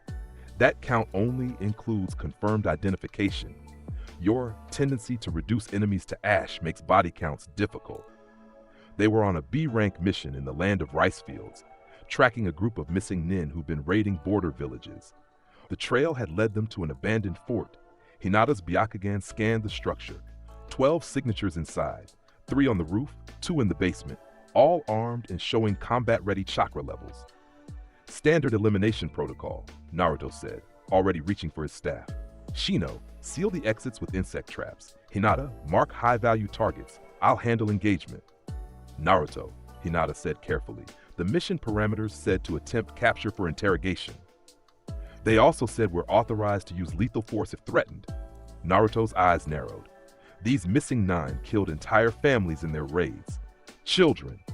They don't deserve the mercy of capture. He didn't wait for further discussion. Ken no Yaiba. The blade ignited and Naruto walked toward the fort's main entrance. The door exploded inward from a simple kick enhanced with chakra.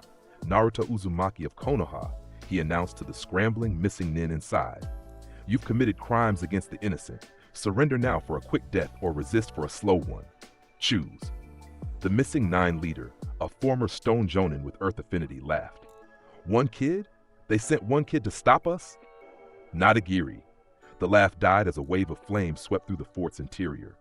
3 missing nin too slow to dodge turned to ash instantly. The Earth user threw up a wall, protecting himself and several others. Impressive, Naruto admitted. But Earth won't save you. He drove his blade into the ground. Jokaku Enjo. Flames erupted from beneath the earth wall, ignoring the physical barrier entirely by attacking from inside the structure's foundation. The wall crumbled, its integrity destroyed by heat that turned stone to magma.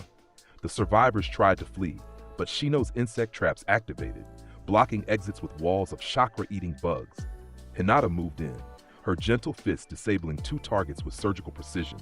The Earth user, now desperate, formed hand seals for a massive technique. Earth style, mountain, Inetsu Jigoku. The heat sphere erupted, and the Earth user's jutsu collapsed, his chakra disrupted by the overwhelming thermal energy. He fell to his knees, gasping. Naruto stood before him, blade pointed at his throat. Please, the man begged. I have information about other cells, about our backers. I don't care, Naruto said flatly. Your crimes are unforgivable. Information doesn't buy redemption. Naruto, wait. Hinata started, but stopped when she saw his eyes. They weren't cruel, weren't angry, just certain. You killed innocents, Naruto said to the kneeling man. You murdered families for profit. In my world, there's only one response to that. Ashes. The man screamed once as flames consumed him from within, his body collapsing into gray powder. The mission report listed all targets as eliminated with extreme prejudice. Kurenai didn't question it. She'd learned that Naruto's sense of justice, while harsh, was consistent. Protect the innocent, punish the guilty, show no mercy to those who preyed on the weak. It was a samurai's code, she realized. Or perhaps something older, a warrior's philosophy from an age when moral ambiguity didn't exist, only the clear division between ally and enemy. 3 months after the invasion, an unexpected visitor arrived in Konoha. Gaara of the Sand, accompanied by his siblings Temari and Kankuro, requested a meeting with Naruto Uzumaki. They met in a private training ground, away from curious eyes. Gaara looked different, calmer. The manic edge in his eyes had softened into something resembling focus. You changed me, Gaara said without preamble. During our fight, you showed me something I'd never seen before. Strength without bloodlust, power without hate. And, Naruto prompted, curious where this was going, I want to learn from you. Not just techniques, but how you control it, the power inside us. Gaara's sand swirled unconsciously around him. Shukaku still rages, still demands blood, but after facing you, I realized I don't have to give in to it. Naruto studied him for a long moment. You're asking me to train you? Yes, and in exchange, I'll share what I know about Jinchuriki control. Our villages are allies now. This could strengthen that alliance. Or it could create a monster, Temari interjected, her expression worried. No offense, but giving Gaara access to your techniques could make him unstoppable, Naruto finished. I know, but that's the point, isn't it? He's going to be strong regardless. Better that strength is directed properly than left to fester. He looked at Gaara. I'll train you, but understand, my methods aren't gentle. I'll push you until you break, then push harder. Can you handle that? I've survived my entire life being broken, Gaara replied. Breaking one more time to become stronger? That's nothing. And so an unlikely partnership began. For the next month, Naruto and Gaara trained together, with Hinata and Shino occasionally joining to provide different perspectives. Naruto taught Gaara heat manipulation, not to the level of his flames, but enough to superheat sand into glass weapons. taught him control through meditation techniques that Naruto himself used to manage the burning power inside him. In exchange, Gaara shared techniques for chakra suppression, for communicating with Biju, for using their power without being consumed by it. The beast isn't your enemy, Naruto explained during one session. It's a prisoner, same as you. You're locked in the same cage. Stop fighting each other and start working together. Shukaku wants only destruction. Then give it an outlet. Let it destroy your enemies instead of fighting for control of your body. Naruto demonstrated by releasing a controlled burst of killing intent.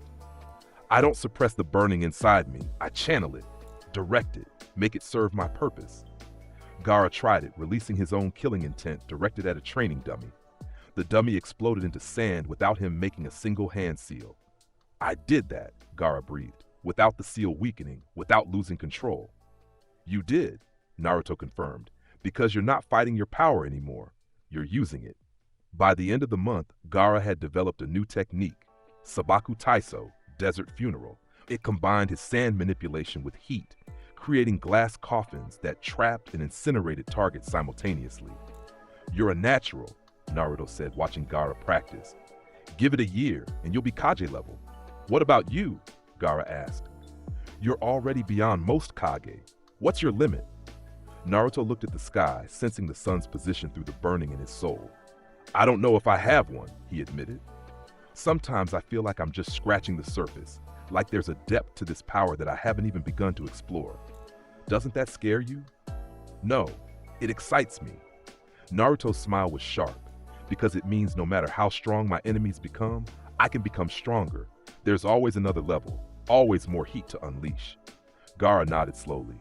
You're insane, but I respect it. I'm not insane, I'm focused.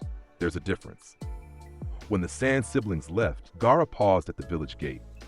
Thank you, he said to Naruto, for not killing me when we fought, for seeing something in me worth saving.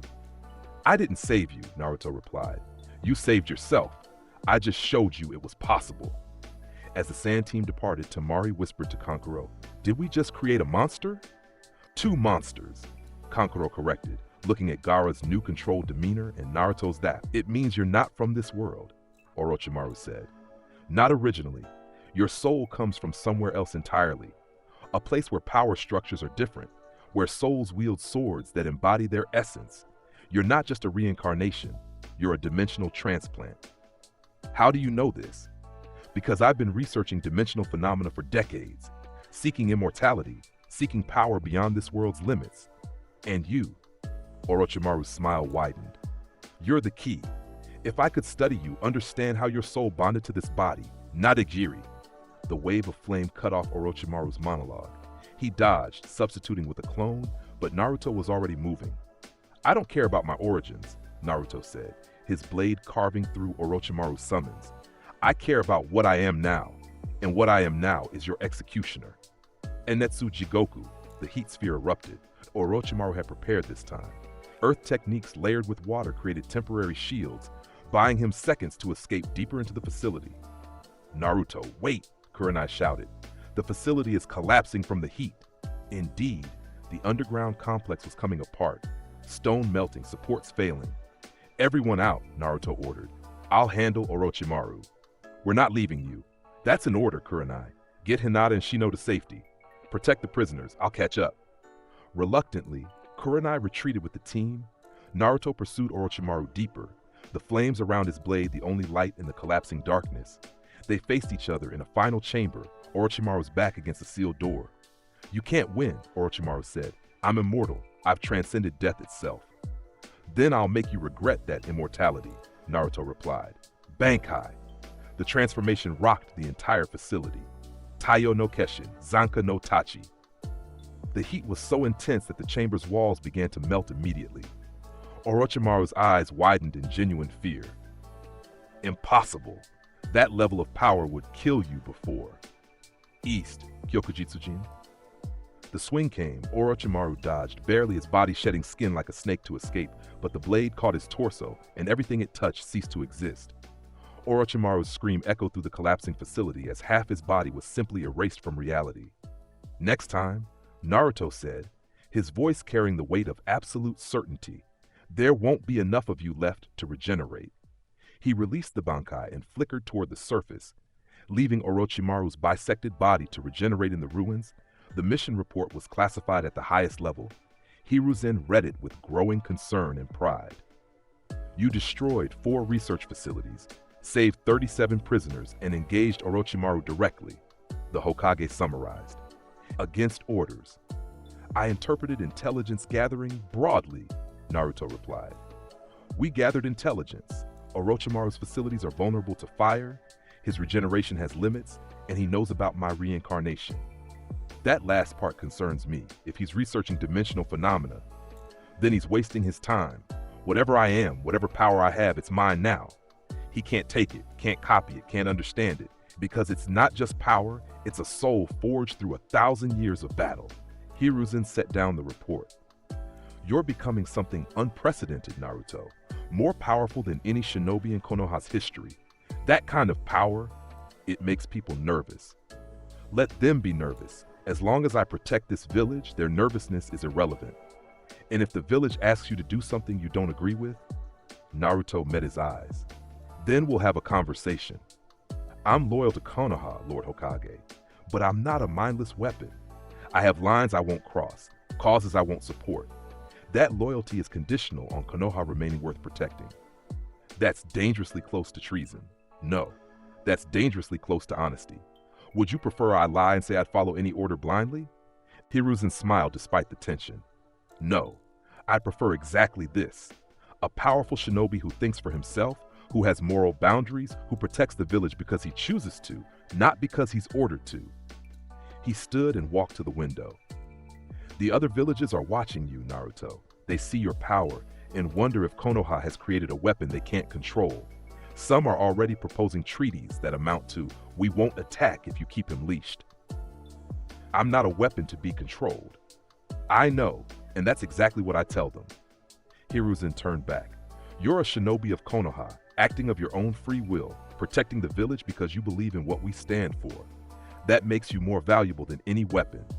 What do we stand for? Naruto asked. Really, not the propaganda, not the ideal. What does Konoha actually stand for? That's a question every generation must answer for themselves. Hiruzen returned to his desk. What do you think we stand for? Naruto considered carefully. Protection, not just of the village, but of the innocent. A place where people can live without fear of violence, where strength is used to defend rather than oppress. That's the Konoha I protect. And if the reality doesn't match that ideal, then I'll change the reality. One mission at a time, one enemy defeated, one innocent saved. Hiruzen nodded slowly. You remind me of your father. He had that same absolute conviction. Then I'll honor his memory by being worthy of it. As Naruto's first year as a Chunin drew to a close, he stood on the Hokage monument, looking over the village. 13 years old, Chunin rank, over 300 confirmed missions, countless enemies defeated, and inside him the burning presence of Yamamoto Shigekuni Genryūsai growing stronger with each passing day. The memories came more frequently now. Flashes of battles fought in another life, another world, the faces of warriors long dead, the weight of command over thousands. Sometimes he wondered, was he Naruto Uzumaki who carried Yamamoto's soul? Or Yamamoto Genryūsai reborn as Naruto Uzumaki? The answer, he realized, didn't matter. He was both and neither. He was something new, a fusion of two impossibilities, a soul that had transcended death and dimension to be reborn with purpose. Couldn't sleep? Hinata appeared beside him, her Byakugan deactivated, her expression peaceful. Thinking, Naruto replied, about the year, about everything that's happened. We've come far, Hinata said. From Genin to Chunin in 6 months, missions across multiple countries, the invasion, everything. And it's just the beginning. Naruto looked at his hands, feeling the heat that constantly radiated from within. I can feel it. The power inside me is still growing, still evolving. Like I'm approaching something, a threshold. That scares me, Hinata admitted. Not for me, I know you'd never hurt your allies, but for you. What if the power becomes too much? What if it consumes you? It won't, Naruto said with certainty, because I have anchors. You, Shino, Kurenai, the village, even the memory of people I've never met but somehow remember, they keep me grounded. The memories from your other life? Yeah, I dream about them sometimes. Warriors I fought beside, locked enemies I defeated. A war that spanned centuries. He paused. I led them, commanded them, and many of them died following my orders. That's a heavy burden. It is, but it taught me something important. Strength without purpose is just destruction. Power without responsibility is terror. I don't just want to be strong. I want my strength to mean something, to protect, to build, to create a world where people like us don't have to fight alone. Hinata smiled. You're going to change the world, aren't you? I'm going to try, one battle at a time. They stood in comfortable silence, watching the sun rise over Konoha. And in that moment, Naruto felt it, the final lock on his soul releasing, the last barrier between his current self and his ancient power dissolving. The memories flooded in, not as flashes, but as complete experiences. 1,000 years of warfare, 10,000 battles fought and won, the founding of an organization dedicated to protecting souls, allies who became friends, enemies who earned respect, and always, always the flames. Naruto gasped as the integration completed, his consciousness expanding to encompass both lives fully. Naruto? Hinata grabbed his arm, concerned. I'm okay, he said, but his voice carried new depth, new authority. Better than okay. I remember now, everything. Everything what? Who I was, what I fought for, why I'm here. He looked at Hinata with eyes that held a millennium of experience. I was Yamamoto Shigekuni Genryūsai, Captain Commander of the Gote 13. I protected the balance between life and death for over 1,000 years, and when I fell, the universe itself couldn't let me fade. So it sent me here, to this world, to protect it the way I protected my own. That's impossible. So is a 12-year-old wielding flames hot enough to erase matter from existence. So is a boy who can fight Kage and win. Impossible is relative, Hinata. He stood straighter, his entire bearing changing to reflect the ancient warrior within. I am Naruto Uzumaki, shinobi of Konohagakure, Jinchuriki of the Nine Tails, and I am Yamamoto Shigekuni Genryūsai, the embodiment of the sun, reborn with purpose. His blade appeared in his hand, wreathed in flames. I will protect this village, this world, and anyone who threatens it will learn what it means to face 1,000 years of accumulated strength. The sun rose fully, bathing him in orange-red light, and for just a moment, Hinata saw it. The ghostly image of an old man with a long beard and fierce eyes standing where Naruto stood, their forms overlapping perfectly. Then it faded, leaving just Naruto again. But different. Evolved. Complete. Come on, Naruto said, his usual tone returning but carrying new confidence. We have training, and I have 1,000 years of techniques to teach you all. As they descended from the monument, Konoha woke to a new day. A day where its strongest protector had finally remembered his full power, and the world would never be the same. 3 days later, Team 7 gathered for a mission briefing. But this time, it was Naruto giving the briefing. We've spent a year growing stronger, he addressed his team and sensei. Completing missions, defeating enemies, protecting the village. But we've been reactive, responding to threats as they emerge. What are you proposing? Kurenai asked. Proactive defense. We hunt threats before they become invasions. We eliminate enemies before they gather strength. We protect not just by responding to attacks, but by ensuring attacks never happen. That's a significant strategic shift, Shino observed. It would require intelligence networks, political maneuvering, all of which we're capable of developing. Hinata, your Byakugan makes you perfect. Age is just a number, Lord Hokage. Capability is what matters. You're not wrong. Hiruzen signed the scroll. Approved. Team 7 is now designated as Hunter Division Alpha. You'll report directly to me.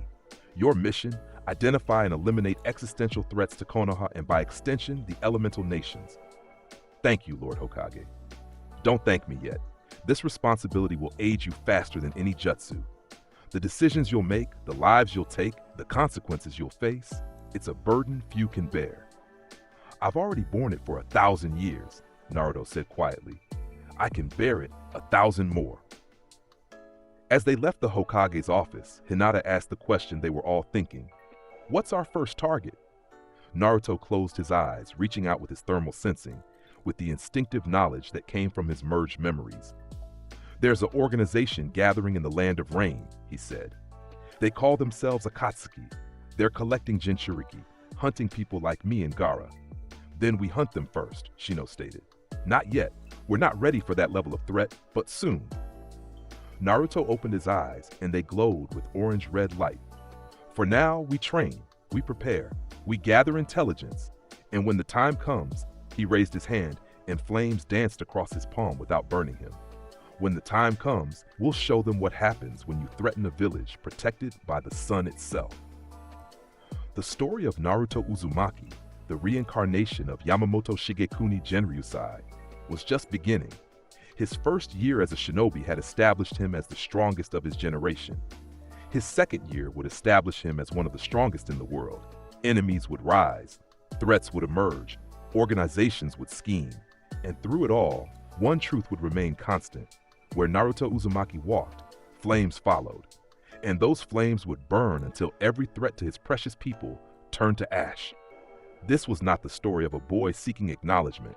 This was the legend of the sun incarnate, a warrior reborn, a village protected, and a world that would learn to fear the heat of 15 million degrees.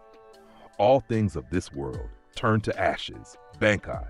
The flames danced across Naruto's palm as he stood atop the Hokage monument, the morning sun painting Konoha in shades of gold and crimson. Hinata had left moments ago, her concerned glances lingering in his memory. The integration of his past life's memories was complete, but what she didn't understand, what no one could understand, was that this was only the beginning. Naruto closed his eyes and reached inward, past the Nine Tails cage, past the soul anchor door, into the deepest chamber of his consciousness. The place where Yamamoto Shigekuni Genryūsai had waited for over a millennium. The world dissolved. He stood in a courtyard of impossible architecture, traditional Japanese design mixed with structures that defied physics. Before him stood an old man with a long white beard, fierce eyes, and a presence that made reality itself bow. "You finally understand," Yamamoto said, his voice carrying the weight of eons. "We are not separate beings sharing a body. We never were." "We are one soul," Naruto finished, "fractured across dimensions and reassembled in this world." "Correct. When I fell in battle against Ewok, my soul should have dispersed into the reincarnation cycle of Soul Society, but something interfered, a dimensional rupture caused by the collapse of the Soul King's palace. My consciousness, my power, my very essence was torn from one reality and thrust into another."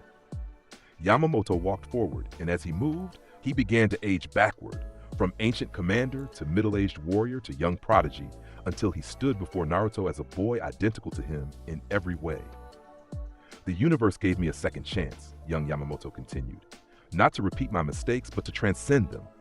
You are that transcendence, Naruto. You carry everything I was and everything I failed to become." "Show me," Naruto demanded. "Show me everything, every battle, every decision, every moment of the 1,000 years I don't remember." Yamamoto smiled, a fierce expression that promised both wisdom and violence. "Brace yourself. The weight of a millennium crashes down all at once." He pressed his hand to Naruto's forehead. The memories exploded into his consciousness like a supernova. Memory fragment, 1,200 years ago. A young Yamamoto stood before the first generation of Shinigami, blade raised against an army of hollows that stretched to the horizon. "Today, we establish order," his voice rang out. "Today, we become the shield that protects souls from annihilation. Today, we forge the Gote 13. The battle that followed lasted 3 days. By its end, the hollow army was ash, and Yamamoto stood alone among the corpses of fallen comrades. The price of victory written in blood. Memory fragment. 900 years ago, Yamamoto faced his former student, Yachiru Unohana, in a duel that carved mountains and boiled oceans. "You taught me strength," she said, her blade stained with his blood. "But you also taught me that strength without purpose is merely violence. Which are you, sensei? Strength or violence?" "I am necessity," Yamamoto replied, his flames reducing her final attack to nothing. "And necessity knows no mercy." She fell, and he carried her broken body to the healers, knowing he'd created both the strongest healer and the most dangerous warrior in Soul Society. Memory fragment. 500 years ago. The Quincy War raged, and Yamamoto stood before Ewok, the Quincy Emperor. "You could join us," Ewok offered. "Together we could reshape the balance of souls, create a new order." "Your order is built on genocide," Yamamoto said, his Bankai incinerating everything for kilometers. "Mine is built on protection, We are fundamentally opposed. The battle that followed nearly destroyed Soul Society. Yamamoto won, but at a cost, Yuwak's prophetic warning echoing as he fell. You will regret showing me mercy. When I return, your compassion will be the blade that ends you. Memory fragment. Yamamoto faced Yuwak again, 1,000 years later, as the Quincy Emperor had promised. His Bankai blazed, Zanka no Tachi at full power, all 4 directional techniques active simultaneously. But Yuwak had learned, had evolved, had become something that transcended simple power. The Almighty, Yuwak whispered, his eyes seeing every possible future. In every timeline, you lose, Yamamoto. Your flames are magnificent, but they cannot burn what has already been rewritten. Reality itself bent. Yamamoto's Bankai was stolen, then returned twisted and wrong. His body was bisected by his own technique, turned against him through manipulation of causality. As his consciousness faded, his final thought was not regret, but resolve. If I fail here, I will return, somewhere, somehow, and I will not repeat these mistakes. The memories crashed into Naruto with the force of a tidal wave. He gasped, stumbling backward in his mindscape. The weight of 10,000 battles, 1,000 years of command, and the burden of every soul he'd failed to protect, settling onto his shoulders like a physical weight. But he didn't collapse. Instead, he straightened, his eyes blazing with orange-red fire that held the accumulated wisdom of a millennium. I understand now, Naruto said, his voice carrying harmonics of both his current self and the ancient warrior he'd been. You died because you showed mercy to Yuwak, because you believed in redemption over elimination, because you hesitated. Yes, Yamamoto confirmed. That hesitation cost me everything, cost Soul Society thousands of lives, cost the balance between worlds nearly collapsed entirely. Then I won't hesitate, Naruto declared. The enemies of this world, those who threaten what I protect, they get no second chances, no mercy, no redemption, only ash. That philosophy is dangerous, Naruto. It's what made me a monster in many eyes. No, it's what made you a protector. The monster is the one who lets evil persist for the sake of false morality. I am not that monster. I am the flame that burns away all threats, completely and without compromise. Yamamoto, his younger self, nodded with satisfaction. Then our integration is complete. You are no longer Naruto who carries Yamamoto's power. You are Naruto Uzumaki, the reincarnation of Yamamoto Shigekuni Genryūsai, with full access to every technique, every experience, every lesson learned across a millennium of warfare. Show me, Naruto demanded. Show me the techniques I haven't mastered, the applications I haven't discovered, the true depth of our power. The mindscape shifted, and before him appeared 4 pillars of flame, each representing a directional technique of his Bankai. But now, with his complete memories, he understood their true nature. East, Kyokujitsujin, Rising Sun Blade, not just a cutting technique, but the ability to sever anything from existence by cutting the very concept of its being. West, Zanjitsu Gokui, Remnant Flame Armor, not just defensive, but a transformation that elevated his physical form to a state where his very presence became an attack. South, Kaka Juma no Kushi Daisojin, great burial ranks of the 10 trillion fire corpses.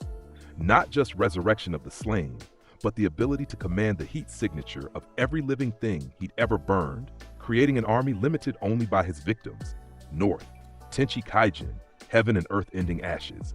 Not just area denial, but the power to concentrate all the heat of the sun into a single point and then release it, creating temperatures that exceeded even stellar cores. These are the basics, Yamamoto said.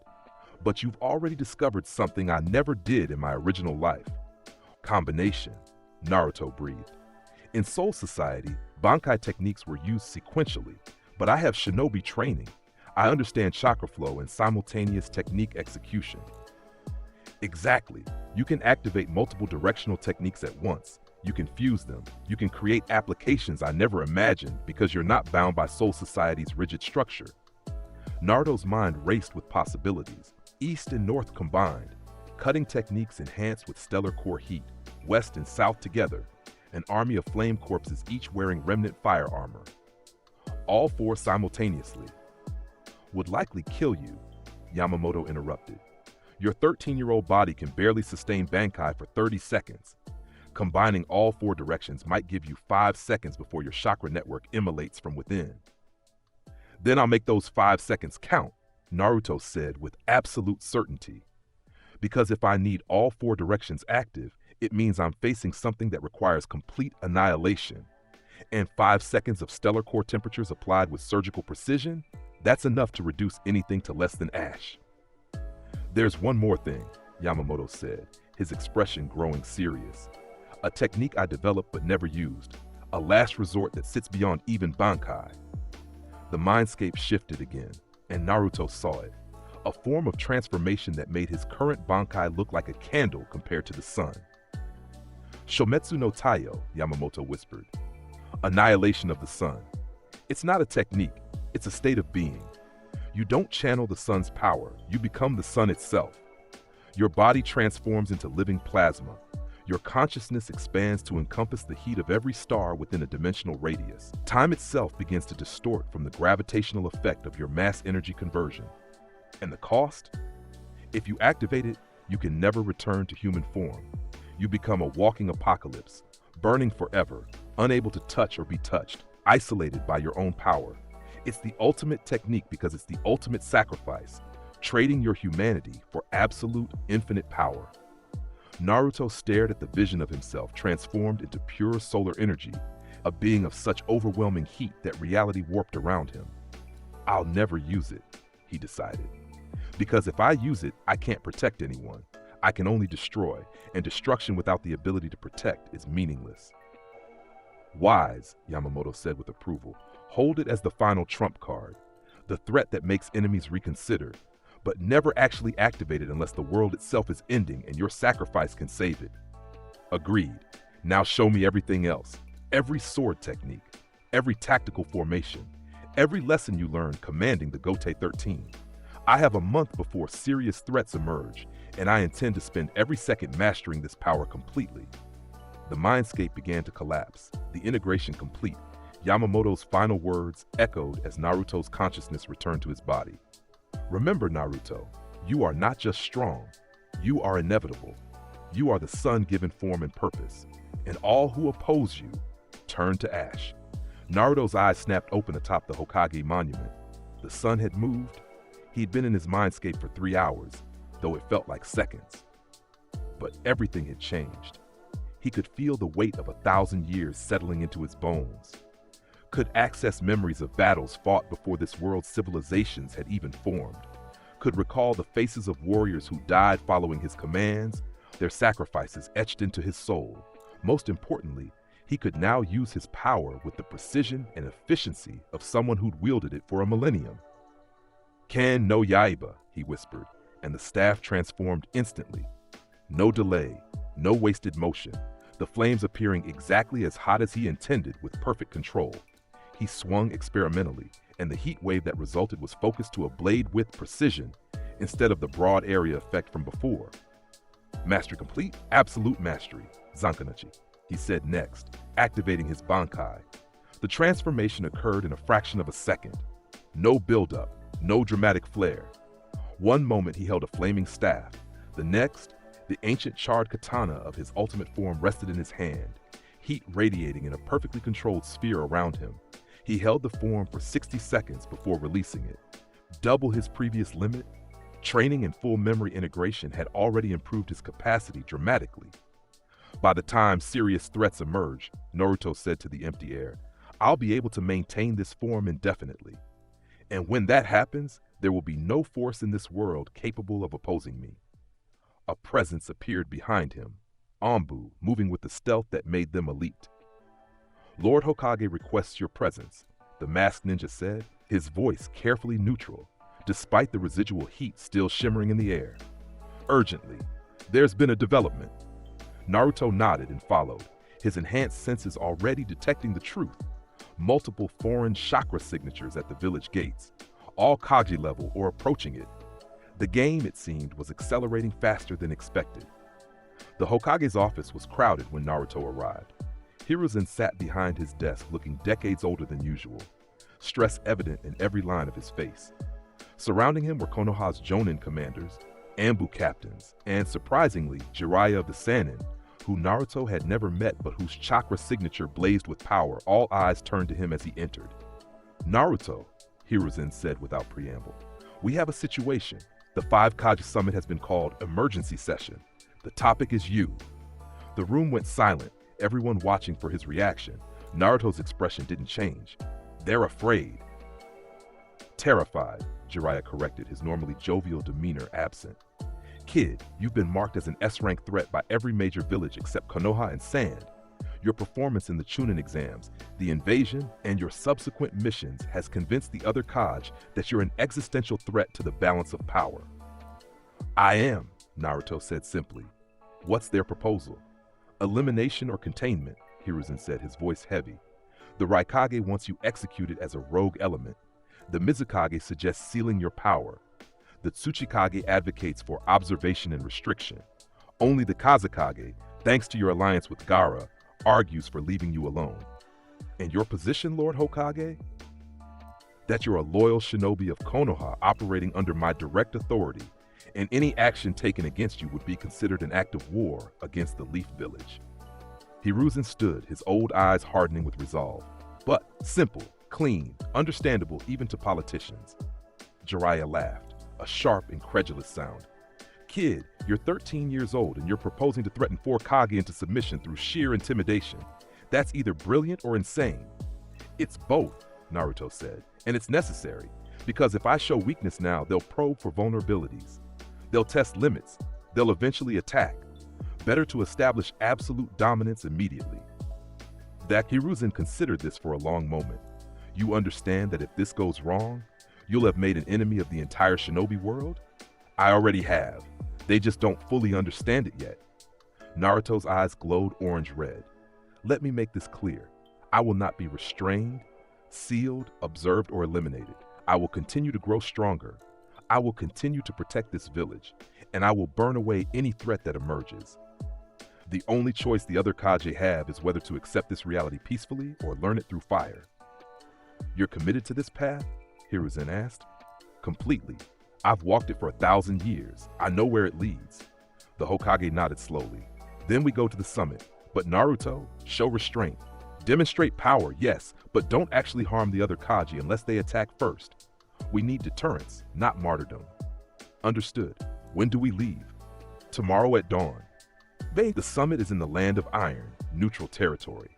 We'll have a small escort, but you'll be the primary deterrent. As the meeting dissolved and others filed out, Jiraiya pulled Naruto aside. Walk with me, kid. We need to talk. They ended up on a secluded training ground, far from eavesdropping ears. You know who I am? Jiraiya asked. One of the legendary Sannin, student of the 3rd Hokage, my father's sensei. Naruto said the last part without emotion, that his complete memories giving him context that shocked Jiraiya. You know about Minato? I know everything now. Complete memory integration. I remember being Yamamoto Shigekuni Genryūsai. I remember dying in Soul Society and being reborn here. And I've accessed enough residual information to understand this world's recent history, including who my parents were and why the Nine Tails is sealed inside me. Jiraiya stared at him for a long moment. That's not normal, even for you. Nothing about me is normal. You should accept that. Both, Naruto said with grim certainty. I'll burn away the parts that perpetuate suffering and save what remains. That's been my purpose for a millennium. It's not changing now. The Land of Iron was a frozen wasteland where samurai traditions persisted despite the dominance of shinobi culture. The summit building was a fortress of stone and steel designed to withstand siege warfare and host meetings of world leaders. Team 7, Naruto, Hinata, and Shino, accompanied Hiruzen along with a small Anbu escort. The other Kage arrived with similar retinues, each eyeing the others with the wariness of apex predators forced to share territory. But all eyes fixed on Naruto. The Raikage, a massive man crackling with lightning chakra, stared at him with barely concealed hostility. The Mizukage, Mei Terumi, radiating both beauty and danger, watched him with calculating interest. The Tsuchikage, Onoki, ancient and floating despite his age, studied him like a puzzle to solve. Only the Kazekage, actually Gaara in disguise, having accelerated his rise to leadership after the invasion fallout, looked at him with something approaching respect. Before we begin formal proceedings, the summit's neutral moderator announced, we must address security protocols. All attendees will submit to chakra suppression seals to prevent. No, Naruto interrupted, his voice cutting through the formal atmosphere like a blade. I'm not submitting to any seals. The room erupted in immediate tension. Anbu from multiple villages moved to combat positions. The Raikage's lightning chakra intensified. Even Hiruzen tensed, ready to defend his shinobi. This is non-negotiable, the Raikage growled. If you want to be part of this summit. I don't want to be part of this summit, Naruto said calmly. I'm here because you demanded my presence. You want to discuss the threat I represent? Fine. Let's discuss it. But I won't be weakened, restrained, or controlled while we do. You arrogant brat. The Raikage started to stand, his chakra exploding with killing intent. Kain no Yaiba. The temperature in the entire summit building spiked 50 degrees in an instant. Naruto's staff transformed into a column of white-hot flame, the sheer heat making the air shimmer and causing the Raikage's lightning to dissipate from thermal disruption. Every person in the room felt it, the promise of annihilation that radiated from the burning blade. Sit down, Naruto said, his voice carrying the weight of 1,000 years. Or I'll show you exactly why your fear is justified. The Raikage didn't sit. His pride wouldn't allow it. Instead, he channeled more lightning, preparing to attack. Onoki's voice cut through the tension. Sit down, now! The Tsuchikage floated forward, his ancient eyes fixed on Naruto with an expression of recognition. I've seen chakra like this exactly once before, when Madara Uchiha appeared at the first Kage summit. That presence, that absolute certainty in his own power. This boy isn't bluffing. He's 13 years old, the Raikage protested. Age is irrelevant, Onoki replied.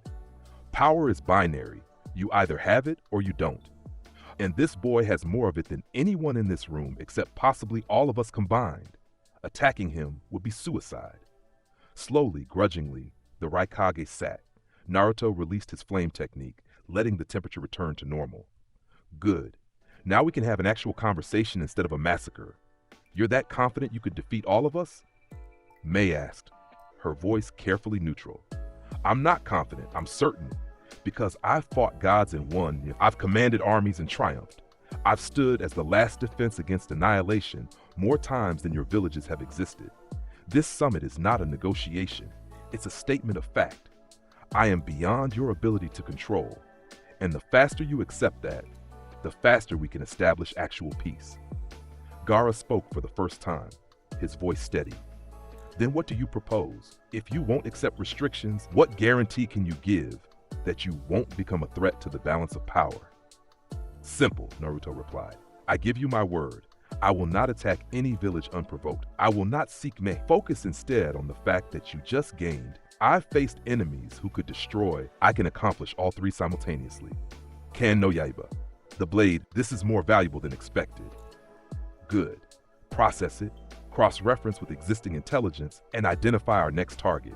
We're maintaining momentum. Over the next 3 months, Naruto systematically dismantled Akatsuki Sasori, eliminated in the Land of Wind. Naruto melted his puppet collection and burned his core heart faster than he could transfer to a new body. Deidara, eliminated in the Land of Earth. His explosion techniques were impressive, but heat-based detonations couldn't compete with stellar core temperatures. Naruto vaporized him mid-flight Zetsu, eliminated in the Land of Grass. The plant-based spy network was vulnerable to rapid dehydration. Naruto dried out every Zetsu clone simultaneously using area effect heat techniques. Each elimination was documented. Each battle demonstrated overwhelming force. Each victory reinforced the message. Opposing Naruto Uzumaki was suicide. Akatsuki's membership dwindled from 10 to 5, then to 3. Only the most dangerous members remained. Pain, Conan, and the masked man calling himself Toby. They've gone to ground, Jiraiya reported in a briefing 3 months into the hunt. My intelligence network can't locate them. They've abandoned their previous safe houses and operational bases. They're afraid, Naruto said with satisfaction. Good. Fear makes people predictable. They'll either hide forever, or they'll try a desperate gambit to eliminate me before I find them. Either way, I win. You're assuming they won't successfully kill you, Kurenai pointed out. They can try. But between my thermal sensing, Hinata's Byakugan surveillance, and Shino's insect network, we have overlapping detection systems. And my Bankai can be activated in under a second now, Any ambush would have to kill me faster than I can react, and I've survived ambushes from beings who could manipulate time itself. Overconfidence isn't overconfidence when it's backed by 1,000 years of combat experience, Naruto interrupted. I'm not being arrogant. I'm being realistic about my capabilities versus their limitations. Hiruzen entered the room, his expression grim. We have a problem. Orochimaru has surfaced. He's allied with what remains of Akatsuki. The room went silent. That's unexpected, Jiraiya said slowly. Orochimaru and Pain have competing goals. Why would they ally? Because they both want me dead, Naruto said bluntly.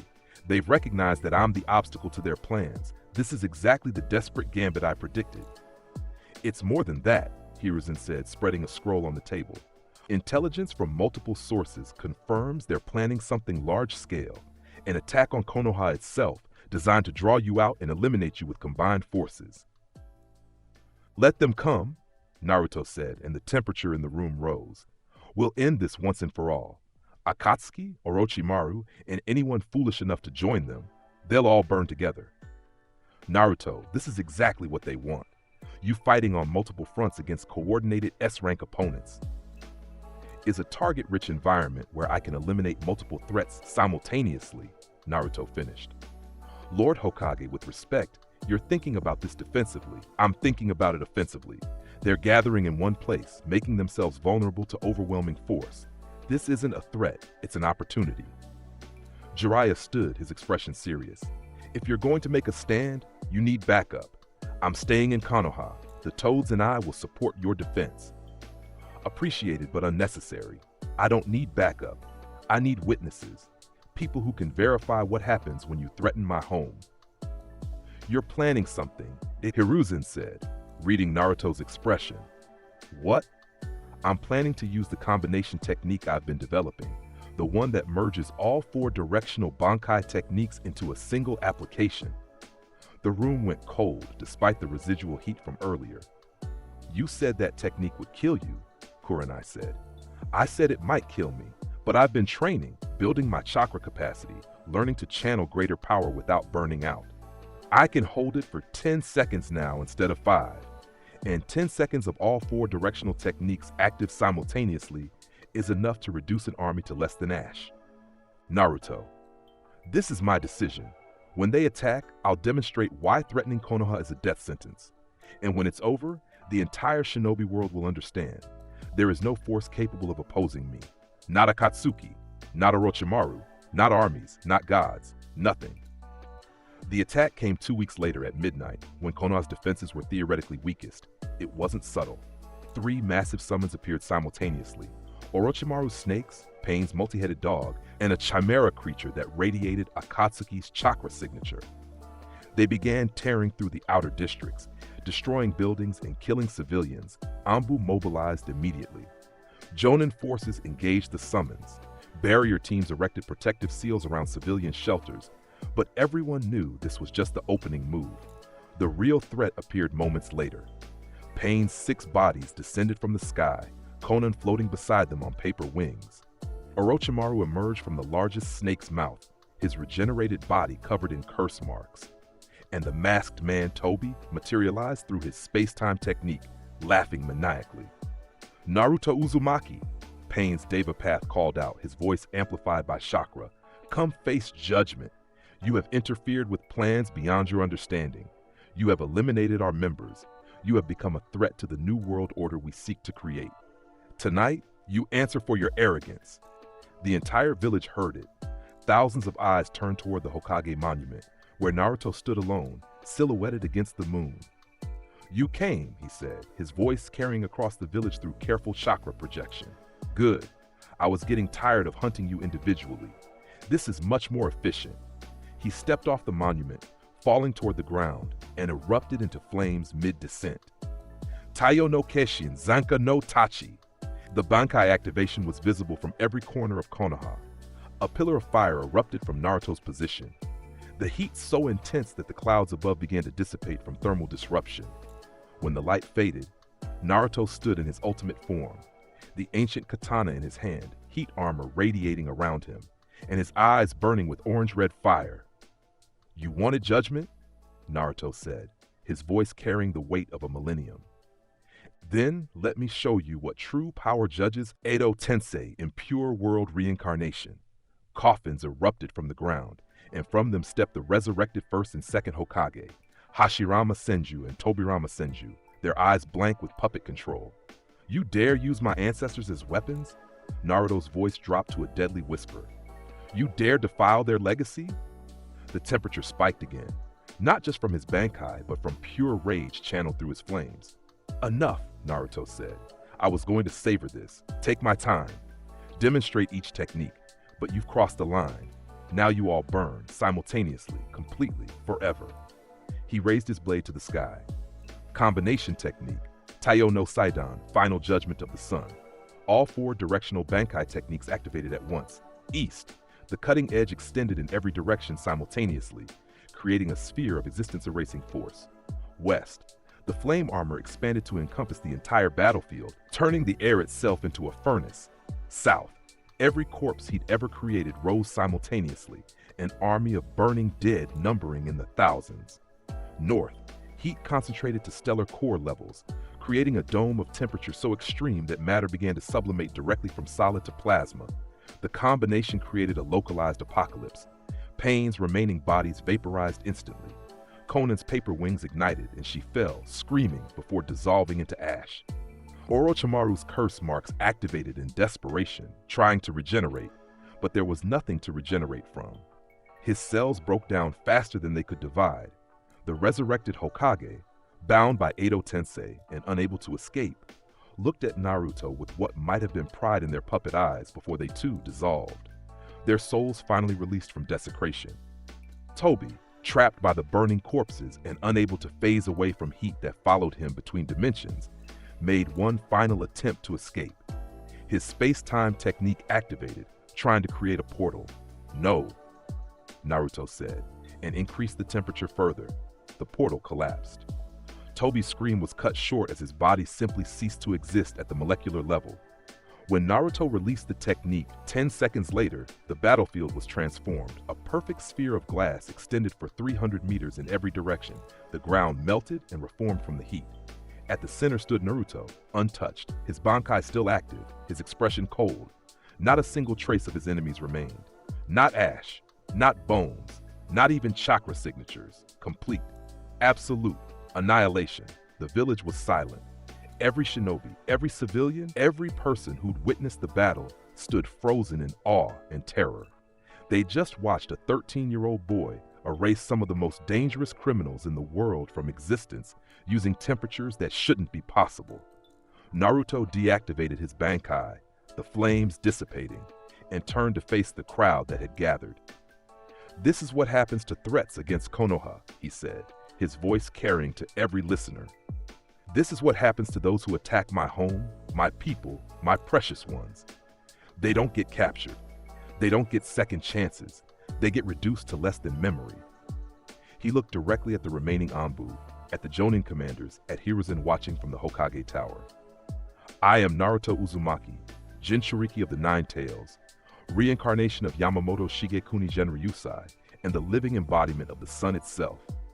I have walked this path for over 1,000 years. I have fought wars that make your conflicts look like children playing with wooden swords. And I have chosen to protect this village with everything I am. The crowd remained silent, processing the revelation. But understand this, Naruto continued, his eyes sweeping across them. My protection is absolute, but it is not unconditional. I protect Konoha because I believe in what it represents. A place where people can live without fear, where strength is used to defend rather than oppress. The moment that changes, the moment this village becomes something worth burning instead. Teams of specialized shinobi operated across the elemental nations, eliminating threats before they could escalate. Naruto led from the front, his presence alone often enough to make enemies surrender without fighting. The other villages had adapted, some through acceptance. Sand and Konoha had formalized their alliance, with Gaara's Kazekage maintaining close cooperation. Others through caution. Cloud and Mist kept their distance, unwilling to provoke but ready to respond if Naruto overstepped. The shinobi world had entered an era of strange peace. not through treaties or diplomacy, but through the shared understanding that escalation would result in Naruto Uzumaki reducing aggressor nations to ash. It was peace through overwhelming force. But it was peace nonetheless. Hinata approached from behind, now a jonin in her own right, her Byakugan having evolved to levels that rivaled Naruto's thermal sensing in certain applications. "They're asking for you at the council meeting," she said. "Something about establishing formal protocols for international intervention." "Let them wait," Naruto replied. "I'm not interested in protocols, I'm interested in results. You can't avoid politics forever. Watch me." But he smiled, taking the edge off the words. "How's Shino's mission?" "Successful. He eliminated the rogue cell in Wave Country. No casualties on our side, complete neutralization of the threat." "Good. He's learned well." They stood in comfortable silence, watching the sun set over Konoha. "Do you ever regret it?" Hinata asked suddenly. "The path you've chosen? The isolation that comes with being this powerful?" Naruto considered the question. "No, because the alternative, being weak while others suffer, is worse. I've lived that way. In my previous life, there were moments I couldn't save people because I wasn't strong enough, fast enough, ruthless enough. Those moments haunt me more than any isolation. You're not alone, you know. You have us. Team 7, the Hunter Division, people who stand with you. I know, and that's what keeps me grounded, what prevents me from becoming the monster people fear I am. You're the anchors that remind me why I fight." The sun fully set, and Naruto activated his flames briefly, just enough to create light, illuminating the area around them with gentle warmth instead of destructive heat. "I am the sun," he said quietly, echoing words from 1,000 years ago. "I burn eternally. I provide light and warmth to those I protect, and I reduce to ash anything that threatens them. That's my nature, my purpose, my eternal truth." "And if someone appears who can match your power?" Hinata asked. "What then?" "Then I'll welcome the challenge, because competition makes us stronger. A rival worthy of my full strength would be a gift, not a threat." As if summoned by his words, a presence appeared in his awareness, not hostile, but powerful, unfamiliar. Naruto turned toward the village gates, his senses tracking the newcomer. "Who is that?" Hinata activated her Byakugan, scanning the approaching figure. "Someone new. Someone strong." Naruto's expression shifted to interest. Hokage level at minimum, possibly beyond. The figure emerged from the shadows, a man in his 30s with white hair and red markings under his eyes, wearing the forehead protector of no known village. "Naruto Uzumaki," the man said, his voice carrying across the distance. "I've traveled far to meet you. They call you the Sun Incarnate, the living embodiment of fire itself. I needed to see if the legends were true." "And who are you?" "Jigen. I represent an organization that's been watching your development with great interest. An organization that operates beyond the scope of the 5 great nations, beyond even the scope of this world." Naruto's eyes narrowed. "You're Otsutsuki clan, or affiliated with them." Jigen's expression shifted to surprise. "How did you?" "Because I've fought beings from other dimensions before. I recognize the chakra signature. You're either possessed by one or working for them. Clever. You're more than the mindless weapon the report suggested." "I'm not a weapon. I'm a protector. There's a critical difference."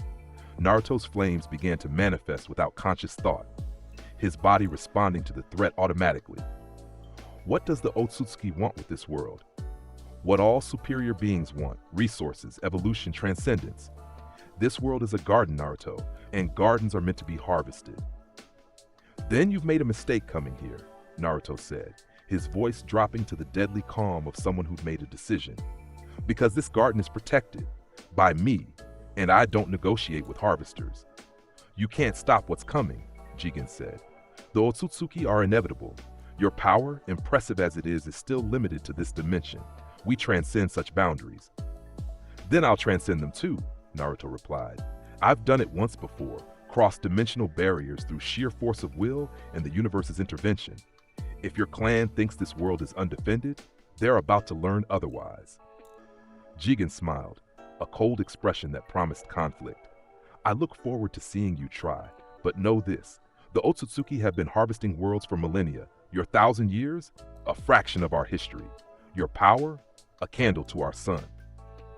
Then let's test that claim. Naruto said and activated his Bankai instantly. Taiyo no Keshin, Zanka no Tachi. The pillar of flame erupted, the heat signature visible for kilometers. Jigen's expression shifted to genuine concern as he felt the temperature spike beyond anything he'd anticipated. "You're not bluffing," he said, retreating a step. "That's actual stellar core heat. How is that possible?" "Because I am the sun," Naruto said, advancing. "Not metaphorically, not symbolically, literally. My soul is forged from 1,000 years of channeling solar power. And if you threaten this world, you'll learn what happens when a star decides to burn you." "Another time then," Jigen said, and vanished through a dimensional portal before Naruto could strike. The battle that might have destroyed half of Konoha was averted, but the threat was now clear. Naruto released his Bankai, standing in the crater his activation had created. "They're coming," he said to Hinata. "The real threat. Not Akatsuki, not Orochimaru, not Missing Nin. Beings from other dimensions who see this world as a resource to consume." Then what do? We prepare, train harder, grow stronger, and when they arrive in force, I'll show them the same thing I've shown every other threat, that this world is protected by something they can't comprehend, can't defeat, and can't survive. He looked at the sky, where stars were beginning to emerge. The Otsutsuki think they're gods, immortal beings beyond mortal challenge. They've harvested countless worlds and believe they're untouchable. His flames ignited again, brighter than before. But gods can burn, and I'm the fire that reduces even divinity to ash. Final words. The eternal flame. Years would pass. Battles would be fought. The Otsutsuki would come in force, led by beings whose power challenged even Naruto's god-tier abilities. But through it all, one truth remained constant. Naruto Uzumaki, the boy who contained a demon, the shinobi who carried a 1,000-year-old soul, the warrior who embodied the sun itself, stood as the eternal protector of a world that both feared and needed him. He fought wars that rewrote history, faced enemies that could manipulate reality itself, stood alone against armies and gods and the inevitable entropy of the universe. And he won. Every single time. Because his power wasn't just heat or flames or chakra. It was purpose. Refined over a millennium, tested in countless battles, and proven through absolute victory. The legend spread across dimensions. Other worlds heard of the Sun incarnate, a being who started as a human child and transcended to become something that even gods acknowledged as dangerous. Some called him a hero. Others called him a monster. The wise called him inevitable. And Naruto? He called himself what he'd always been, a protector. Someone who would burn eternally to shield those he cared about. Who would reduce entire realities to ash if they threatened his precious people. Who carried the weight of 1,000 years not as a burden, but as proof that he'd survived everything the multiverse could throw at him. Standing atop the Hokage monument on his 30th birthday, looking over a Konoha that had thrived under his protection for decades, Naruto finally understood what Yamamoto had tried to tell him in those early days. Power without purpose is just destruction. But power with purpose? That's what shapes worlds. He'd shaped this world, burned away its threats, protected its people, built a peace that lasted not because of treaties, but because everyone understood the simple truth. As long as Naruto Uzumaki lived, as long as the sun itself walked among mortals, this world was untouchable. And when future generations asked how their world had survived threats that destroyed countless others, the answer was always the same, because the sun never sets on those it protects. And Naruto Uzumaki, he is the sun, eternal, unrelenting, absolute. Reduce all creation to ash, Ken no Yaiba. The legend of the sun incarnate was complete, and the flames burned eternal. And that's how Naruto Uzumaki conquered, not with friendship speeches, but with flames that made the heavens themselves burn. If you want to see Naruto unleash the full might of Zanka no Tachi against even greater threats, smash that subscribe button and drop a comment below. The inferno has only just begun.